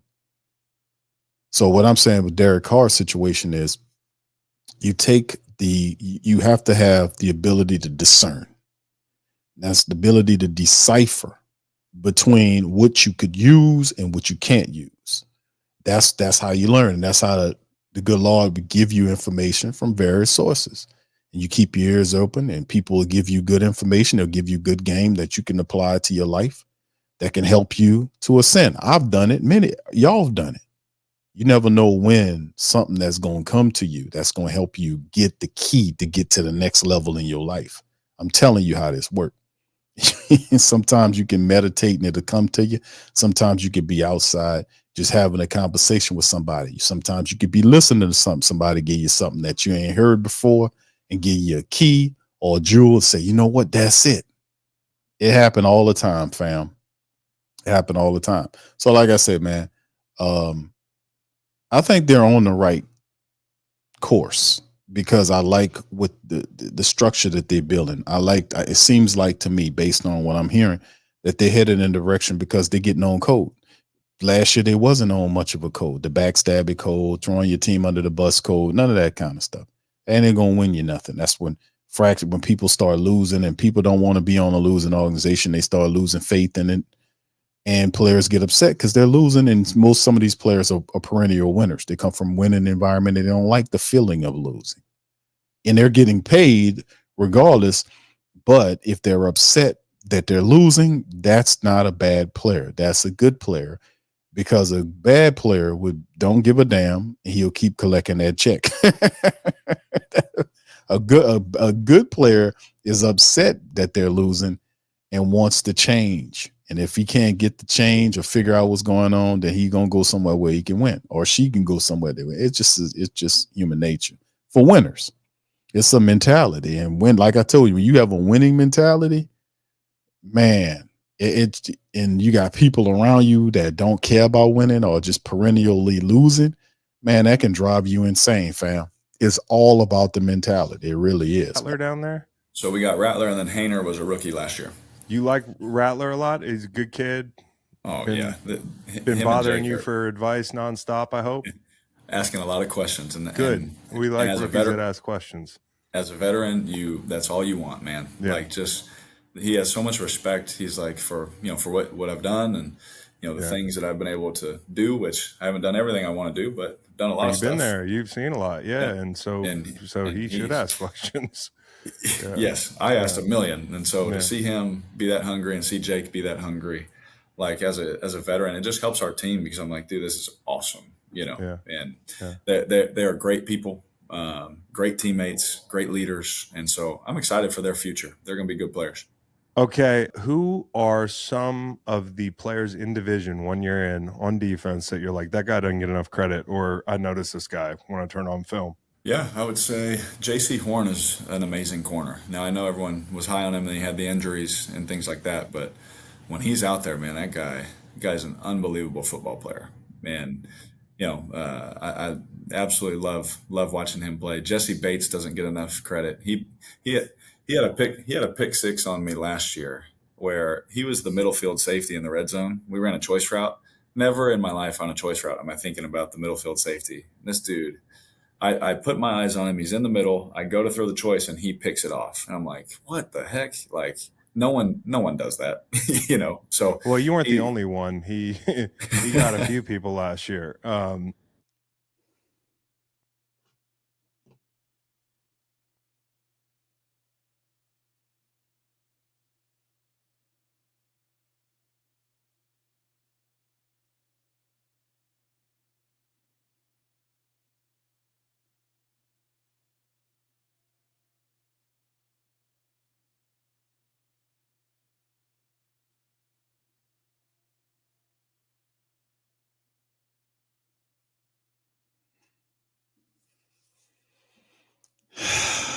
Yep. It's just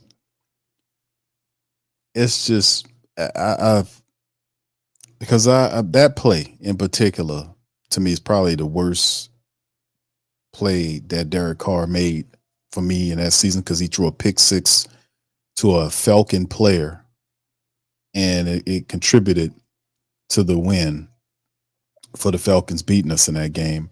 Matter of fact, that game was the game where I lost that game, which means I had to put on that Falcon shirt because of this. So pardon me for being a little upset about that game, because I actually bet my dog Big Low, who runs a Falcon platform, y'all know Low, and that was the thing, that the Saints would beat the Falcons. I felt like, man, we should be able to beat these people. So when that happened, I had to put on the goddamn. I lost the game because of that pick six and other things. They just sucked. And then I had to put on a Falcon. Me, diehard black and gold man, had to put on a Falcon jersey, and I don't even hear the end of it. They still putting that up on social media. Good thing he can sit up here and laugh about it, because I don't find it was funny. I found it was pretty sad. That's why I had to pause, and be like, man. And he said he looked at Jesse Bates. He said he looked at him. You know how many times I studied that play, family? How many times I studied that play? Because I couldn't understand how because he looked and he stared the wide receiver down. And it wasn't an accurate ball. That ball was either going to be looked like it was going to be either knocked away or intercepted by the cornerback that was on the wide receiver. I forget who he was throwing to. I think he was throwing to Rashid Shaheed. Y'all correct me in the chat, because a lot of the details of it I just abruptly forgot because it was such a just terrible play. But he said he looked at Bates. Me, when I was studying the tape, it appeared to me that he didn't see Bates. And if you did see him, you didn't look him off. You didn't look Jesse Bates off. You didn't even pump fake. He looked at the guy, stared him down, and the ball was going to that other cornerback. I'm telling you, it would have been picked off by the cornerback that was on the wide receiver he was trying to throw to, because it wasn't an accurate thrown ball. And Jesse Bates read the whole play. You can look at Jesse Bates' eyes on the all 22. He's seen it. He's seen Carr's eyes directly to the ball and took it home. It was probably one of the easiest interceptions that the man ever had, because it was so simple. He didn't pump fake to freeze him or nothing, or pretend to go in one. He just stared it down, threw it, pick six to the house. Oh yeah, by the way, he thanked him. He told him good job on the field after he pick sixed them. So I mean, like I said, man, it's just stuff like, dude, maybe that's like a Raider thing that you do, stuff like. But dog, man, listen, that's why I said that really kind of got me upset, because I had to put that Falcon jersey on. I lost that because of that bull. Now you're not supposed to be doing. That's why I was saying about the stare down thing. That has to be changed, man. That's not something you do. You don't. He literally stared the receiver down, and Bates read the ball, his eyes straight to the ball. He basically telegraphed, "Hey man, I'm throwing this ball here." And Jesse Bates is going to go and get that thing. So I mean, I don't find that funny, man, because I had to put that Falcon jersey on, man. See, and they all remember it. They all remember it. The dark side, nope. I put it out my damn mind. But I could tell you, you take your ass over there and go look at it. What, this is a Raider dude? Yeah, I forgot who the wide receiver was. I think it was Rashid Shaheed. But that doesn't matter, because he wasn't gonna get the goddamn ball anyway. Jesse Bates, or the cornerback that was guarding the wide receiver, was the one that was gonna get the ball. So you can go look up the play for yourself. All right, so anyway, let's go on to the next thing, man. This is Drew, as we're gonna go to some light side. This is little Drew right here. This is shout out to Drew Brees, man. We're gonna play a little bit of this. Is Drew the legend gain entry into the Saints Hall of Fame, and of course we got a little bit more time before he gets to the actual Hall of Fame. So yeah, I kind of figured it was Rashid. Yeah, it was Shaheed. I said it. I thought it was Rashid Shaheed. But in the end, man, does it really matter? Like I said, Rashid wasn't going to get the ball because the ball was thrown behind him. The Raider defensive back, Falcon defensive back who was covering him, looked like he was going to pick that ball up, because I was stunned. I was like, man, Rashid didn't have a chance at the ball because the ball was thrown slightly behind him toward the defender. And Jesse Bates just stepped in there and just read his eyes and just picked it and took it to the house. But don't worry about that. Worry about me forgetting it was Rashid Shaheed, even though I really didn't forget it was Rashid. I said it was freaking Rashid Shaheed. But the end result was what? A goddamn pick six to the house. People are stupid as hell. Y'all know that, man? Dumbasses, man. Since you had a choice to make at one point in your career and decide where you wanted to go, does this mean something special thinking back to that decision-making period back then? you know, we told this story many times. You know, the injury that forced me to leave San Diego. You know, never thought. You know, went through so many ups and downs there. I thought I was going to be the starting quarterback for the San Diego Chargers forever. You know, felt like I'd kind of paid my dues there and been through a lot and fought through multiple quarterback competitions and getting benched a few times and, you know, then bringing in people to take my job and, you know, all those things, right? And I'm so grateful for that, you know, because I think that molded me in so many ways, and it really helped me develop a lot of great mentors that became mentors for me even to this day, but certainly throughout my career. But point being, you know, I thought I was going to be there forever, and all of a sudden it felt like it was taken away from me in the blink of an eye when I had my right shoulder dislocation in the final game of the 2005 season, going into an off season where I didn't have a contract. And to say things looked bleak and were pretty scary, I mean, I take myself there at times, and I really thought I might not ever play football again. And that was to feel like your dream was just totally being ripped away from you. And best thing I ever did was go see Dr. James Andrews in Birmingham, Alabama, and have him look at me and say, "Hey, it's bad, but we'll get through it." And yeah, I'm not even sure the extent of the injury until I get in there and take a look at it. So as I was being put under, you know, the anesthesia, getting ready for surgery, I still had no idea what the future held, or the extent of the injury. And I'll never forget waking up from you know, or just, you know, coming out of in the anesthesia in the recovery room, and I'm looking at Brittany just going, you know, "Where's Doc? You know, did they have to cut me? Did they have to cut me?" I was saying all kinds of crazy stuff, and Dr. Andrews comes in and basically says, if I did that surgery 100 times, I couldn't do it as well as I just did it. And I said, well, that's what you want to hear. But he said, but now it's on you, and it's an 8-month process before you're going to be able to throw again, and it's going to be 2 years before you feel normal again. I said, well, what does that mean? He said, you'll find out. So that was pretty daunting, you know, pretty daunting. And still at that point, it's okay, well, we did the surgery, but it doesn't mean that anybody's going to be interested, right? Especially since free agency was only 2 months later in March of 2006. And, you know, I'm 8 weeks post-op. I can't do anything other than just lift my arm to here, right? So when Mr. and Mrs. Benson come and pick me up, and me and Brittany in Birmingham, Alabama, and all I can do is barely shake their hand and do this. I don't know how much confidence that instilled in them at the time. But to say that that our visit here was nothing short of amazing. It was divine. You know, from the moment of, you know, look, we pull up to the Saints facility here, and half of it was still taken over by the National Guard, right? So they sneak us in the back door. The window tint in the limo as we were driving from the airport to here was the darkest window tint ever. Like, you couldn't see out of it. And they told me, well, we just want you to have some privacy. No, they didn't want me to see what that drive with all the devastation. But, you know, we show up here at the facility and have a chance to meet everyone, and Sean Payton immediately gets on the blackboard and starts drawing up my offense from San Diego. And I said, well, wait a minute. I thought we ran the West Coast offense, and you know, that's your style. He said, no, we're building this thing around you. I said, so we're taking everything that you're good at, and we're going to put you in the best position to succeed, and we're going to do this together. And so right off the bat, it was like, wow.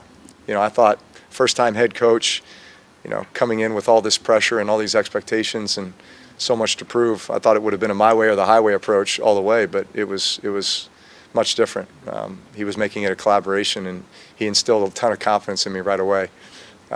Going to eat at Emerald's restaurant, where we got to sit in the kitchen, and Emerald's whipping us up a meal, basically saying, "Hey, you sign here. I'm gonna cook your first meal in your house." He hasn't done that yet. He still owes me, Emerald, if you're listening. But to a person, everyone who came up to us at that time said nothing about the New Orleans Saints. They said everything about, thank you for wanting to be a part of this city. Thank you for considering us. You know, we would love to have you. So you just felt the culture, you felt the love, you felt what is, you know, makes this place so unique. And then, of course, Sean driving us to Mandeville to show us the house that he's building, saying, hey, look, you know, there's places to live. You can raise a family. It's not all devastated. And then getting lost in Lakeview and, you know, stopping the car because we couldn't drive around the tugboat in the middle of the road. but that was when we felt the true calling that we belonged here, and not many opportunities in life do you get a chance to be a part of something so much greater than yourself. And it was about resurrecting one of America's greatest cities, and we had a chance to be a part of that, and we're forever changed. That was pretty awesome, man. That was a good little breakdown, man. Drew. Yeah. Because the free agency situation that was happening was because you had Drew and Dante Culpepper, and Miami, who was being ran by Nick Saban, who was the head coach and general manager for 1 year before he went to Alabama. That next year he went 8-8. He was trying to get a quarterback there, and it was between Dante Culpepper and Drew Brees. And we knew that based on the situation that was going on with the team, nobody really didn't want to come to New Orleans, man. New Orleans was coming off a losing year. The city was underwater, ravaged, the practice facilities and all that kind of stuff. So it was it was difficult recruiting players to come here. So yeah, you couldn't have picked between New Orleans that just came, that was underwater, and Miami. A lot of players oh man, who wants to deal with this? But it was the right move. So thank you, Nick Saban, for doing what you did that 1 year, choosing Culpepper over Drew Brees, man. So thank you. Big ups to freaking Nick Saban, general manager Nick Saban, for making that charge, man. That thank you. Drew, you and your family made a ton of contributions to the city. Is there a particular achievement or anything that's attached to that you feel was most impactful to you? There's so many incredible memories. Honestly, the best memories were the people and my teammates. I felt like we had something really, really unique here. You always, you talk about, how do you build a great team? Well, you got to have a great core, right? And when you have the great core, that's what helps define the culture, right? And then in every team, hey, you have pieces that come and go, right? Role players or this or that, or needs here and there, and they just assimilate into the culture. But the culture is built by the core, and I always felt like we just had an incredible core, right? Like when I think back to the receivers that I had early in my career here. Marcus Colston, Robert Meacham, Devery Henderson, Lance Moore, like those four guys for 7 straight years. Like, when has that ever happened anywhere else? Those four core, and like the way that they complemented one another, and the way they set the tone with the way that they practiced, and just like everything about them, like they inspired us all, and certainly made my job a lot easier. Like our offensive line, like I have this like my favorite.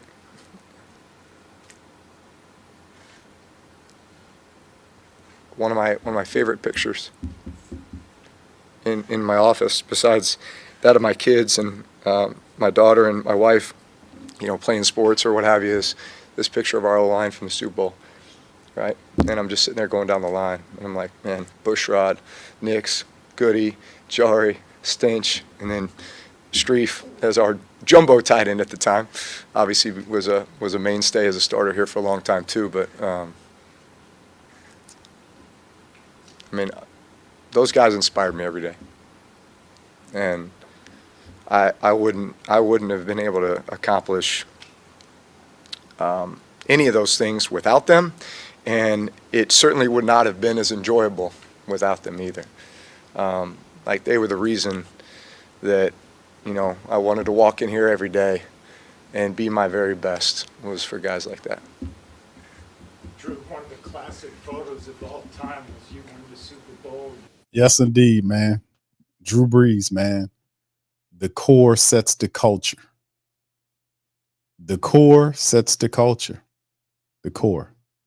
Yes, indeed. So I mean, that's from the legend. That's something, you know, we know. We definitely agree about that, man. That's a lesson for our current Saints. The core sets the culture.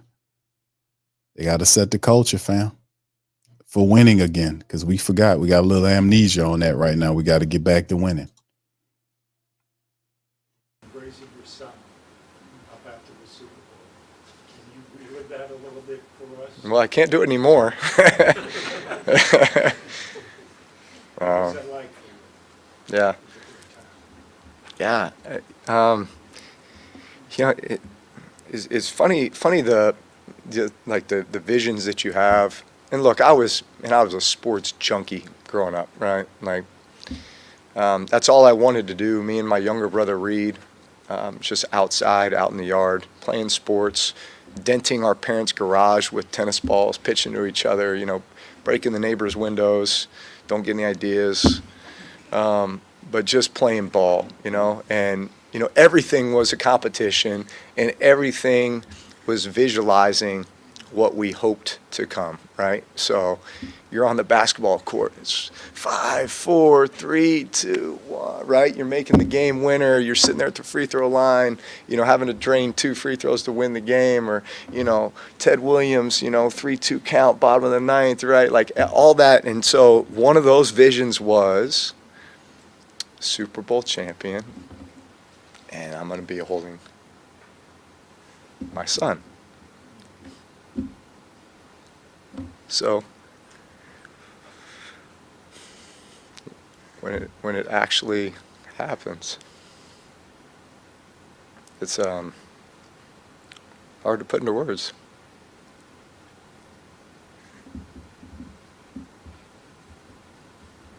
Congratulations. Could you maybe put how you regard it now as a unanimous, you know, as soon as you're eligible, in the context of how you felt you may have been underestimated coming out of high school, coming out of college, coming out of surgery, and so forth, and kind of weave that together as, you know, what's the moral of that story and how you feel about it?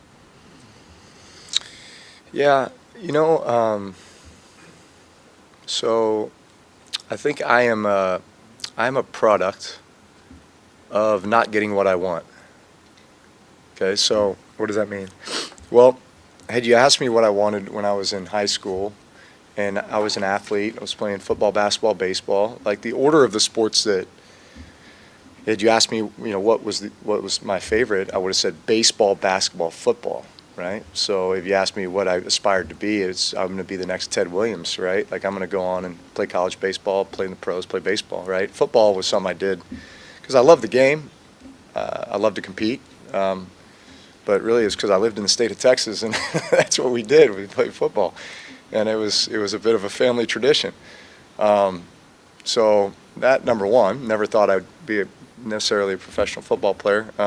Number two, when it did come time to, hey, all of a sudden, you know, I'm starting quarterback for the varsity, and we're going on and winning a state championship, and I'm having a chance to play in college, and I wanted to stay in the state of Texas, right? But nobody in the state of Texas wanted me, right? So my only 2 offers were Purdue and Kentucky. And I chose Purdue, honestly, because first off, I felt when somebody first told me I was being recruited by Purdue, I thought it was Ivy League. So I didn't even know Purdue was in the Big Ten. I didn't know where Purdue was. West Lafayette, Indiana, by the way, in the middle of the cornfields. I'll never forget my first visit to Purdue University in the middle of January. All I heard was how beautiful the campus was, red brick buildings. John Purdue owned a red bricking company, so the charter was that all the buildings on campus would be red brick. I show up and there's like 15 feet of snow on the ground. I can't even see these buildings, right? Can't even see my hand in front of my face, right? It's snowing so hard.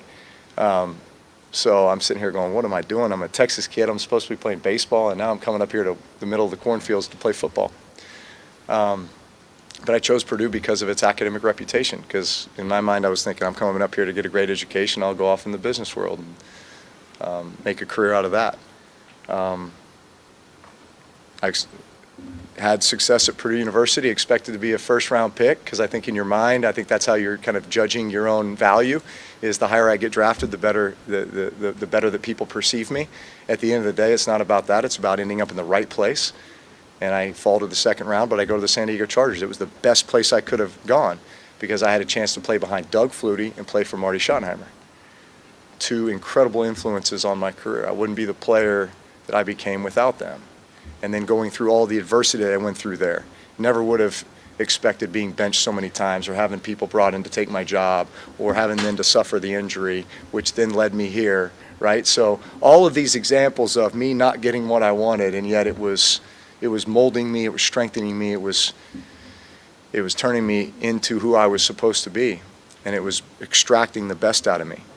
And it's what I try to tell these boys all the time and tell the high school kids that I get a chance to coach and others, is that it's not supposed to be easy. It's meant to be hard, and you have to look at every bit of adversity as an opportunity. It's an opportunity to grow.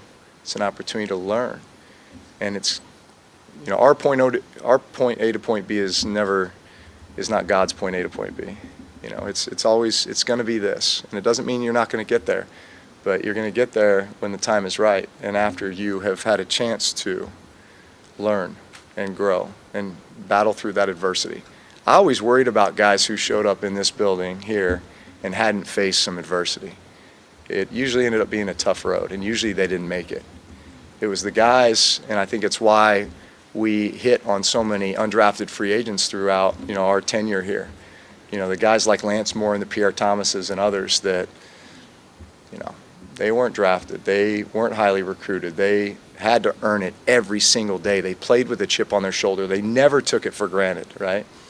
So I think I just got to that point where every day I woke up, I felt like I had something to prove. And I was motivated, inspired by the teammates that I had a chance to play with and for. That was powerful, man. That was good information right there. Remember, I just talked about you getting game. No matter where you get it, you got a right combination of words said a certain way in a certain tone that can inspire people. That was well said, man, and that was awesome what Drew Brees just talked about. And we know Drew Brees is a guy that's he's pretty, you know, he's spiritual minded. He believes in a lot of motivational things as well. He's a guy that practices not only meditation, but he also is a visualizer. And I would say he's a high degree visualizer, because I remember there were games where Drew Brees would visualize, like he would go to practice and there'll be nobody out there on the practice field except for him. And he'll visualize, he'll go through an entire game visualizing the game and what he needed to do. And that's why in majority of the games he was prepared. You know, when he got through his trials and tribulations in San Antonio and got to New Orleans, he didn't take nothing for granted. He really didn't. He was always the first in the building and the last to leave. He helped people out. He was really good at teaching people. He was excellent with the family base. He was great with the media. And he was just a champion person, man. Drew Brees, and still to this day, Drew Brees gets a lot of respect and love for people because he left a sterling example of how a football player is supposed to be. Even then, he rubbed some people the wrong way in the team. He apologized for it and said that he would learn, and he did. And like I said, man, you know, nobody's perfect. But how could you listen to what he just said and not take any inspiration from that? That was damn well said about trials and tribulations and using himself as a example of what he went through. And he said it elegantly. He made mention of the fact that your A and B is not God's A and B. Sometimes it's a little, trials, and everybody up in here know they done been through some stuff and they have things that they want to accomplish. And it might not be seeming like it's hitting for you right now, you know. And sometimes you get caught looking at other people, which is what you're not supposed to do. You have to understand everybody got their own path. If you really are serious about walking it, you got to walk it on through. So, I mean, I just love that example of what he said, man. So, yeah, that should be, I'm gonna kind of stop it on that, because that was a great story and a testimony. Pretty much that was a testimony that he given. You can look at Drew. He's emotional. You can see he choking back some tears because it's an honor, and ultimately we know we're going to see Drew in the big Hall of Fame when it's all said and done. That's the guy, undersized, not the biggest arm. So like I said, you got to know the story. It's an inspirational tale.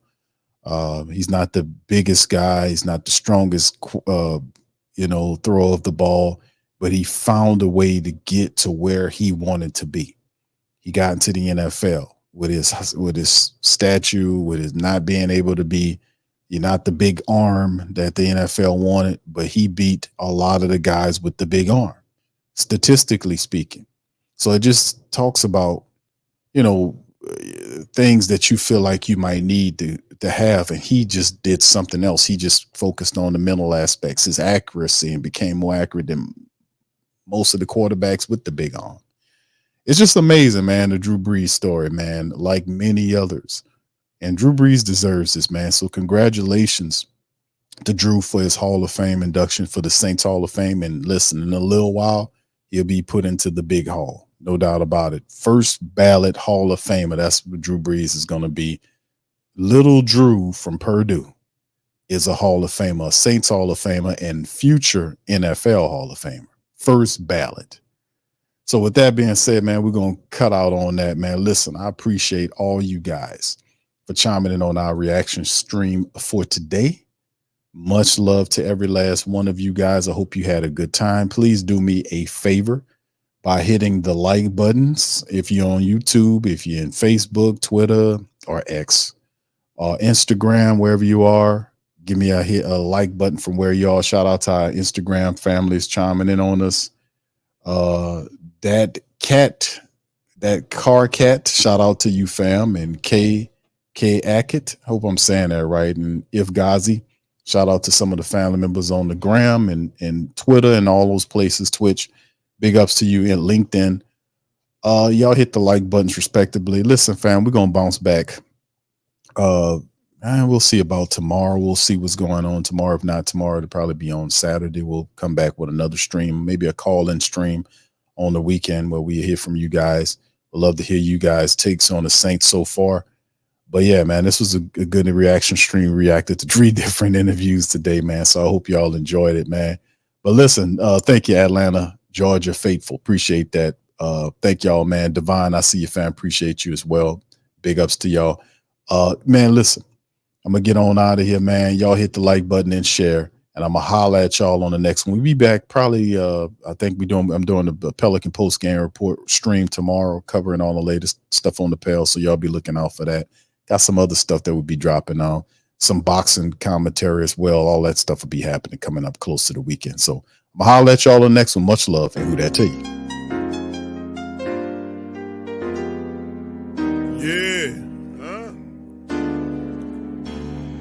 Boogie like Benson, I'm a who that. I'm a who that. Long as I'm living, I'm a who that. Lose or winning, I'm a who that. Sports Coma, yeah, this is where we do that. Where we do that, where we do that, where we do that, where we do that, where we do that. Boogie like Benson, I'm a who that. I'm a who that. Sports Coma, this is where we do that. Where we do that. Welcome, welcome, welcome. Somebody please better help. Running this thing like Elf. I thank God every day I'm not a felt. Go to YouTube Live with Big Q and the guys. If you ain't ride or die, the bandwagon get flipped. Been marching in, that was way for the ring. I was yelling out your shade for the championship. Bucking on town, duck down. Falcons, pluck, get shut down. Panthers ain't much touchdown.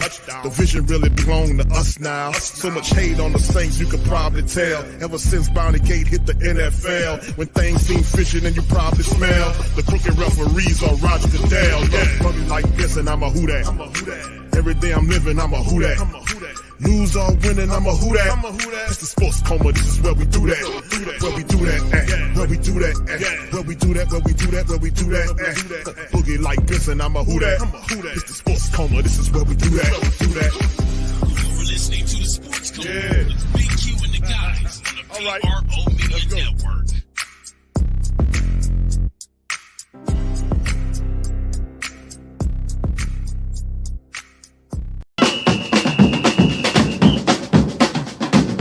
Who that say they gonna beat them Saints? Who that?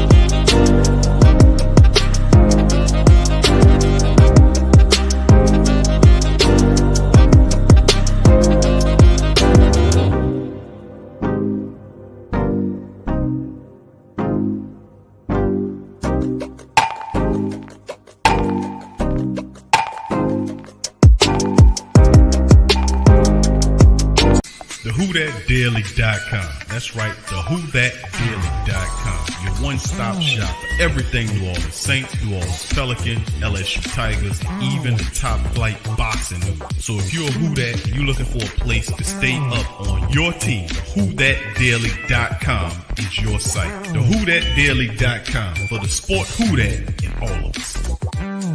That's right, the Pro Shop is the platform store where you can go and buy all the latest merch to support the platform. Available at the Pro Shops, we have dozens of hundreds of products available for you and your family. Unisex tees for men and women, hoodies and sweatshirts, tank tops, kids and baby items, long sleeve tees, mugs, pillows, wall art, bath bedding, face masks, phone cases, stickers, bags, fanny packs, socks, hats, and many other items. Please feel free to check out the Pro Shops. The link is in the description section below. And remember, it helps the platform continue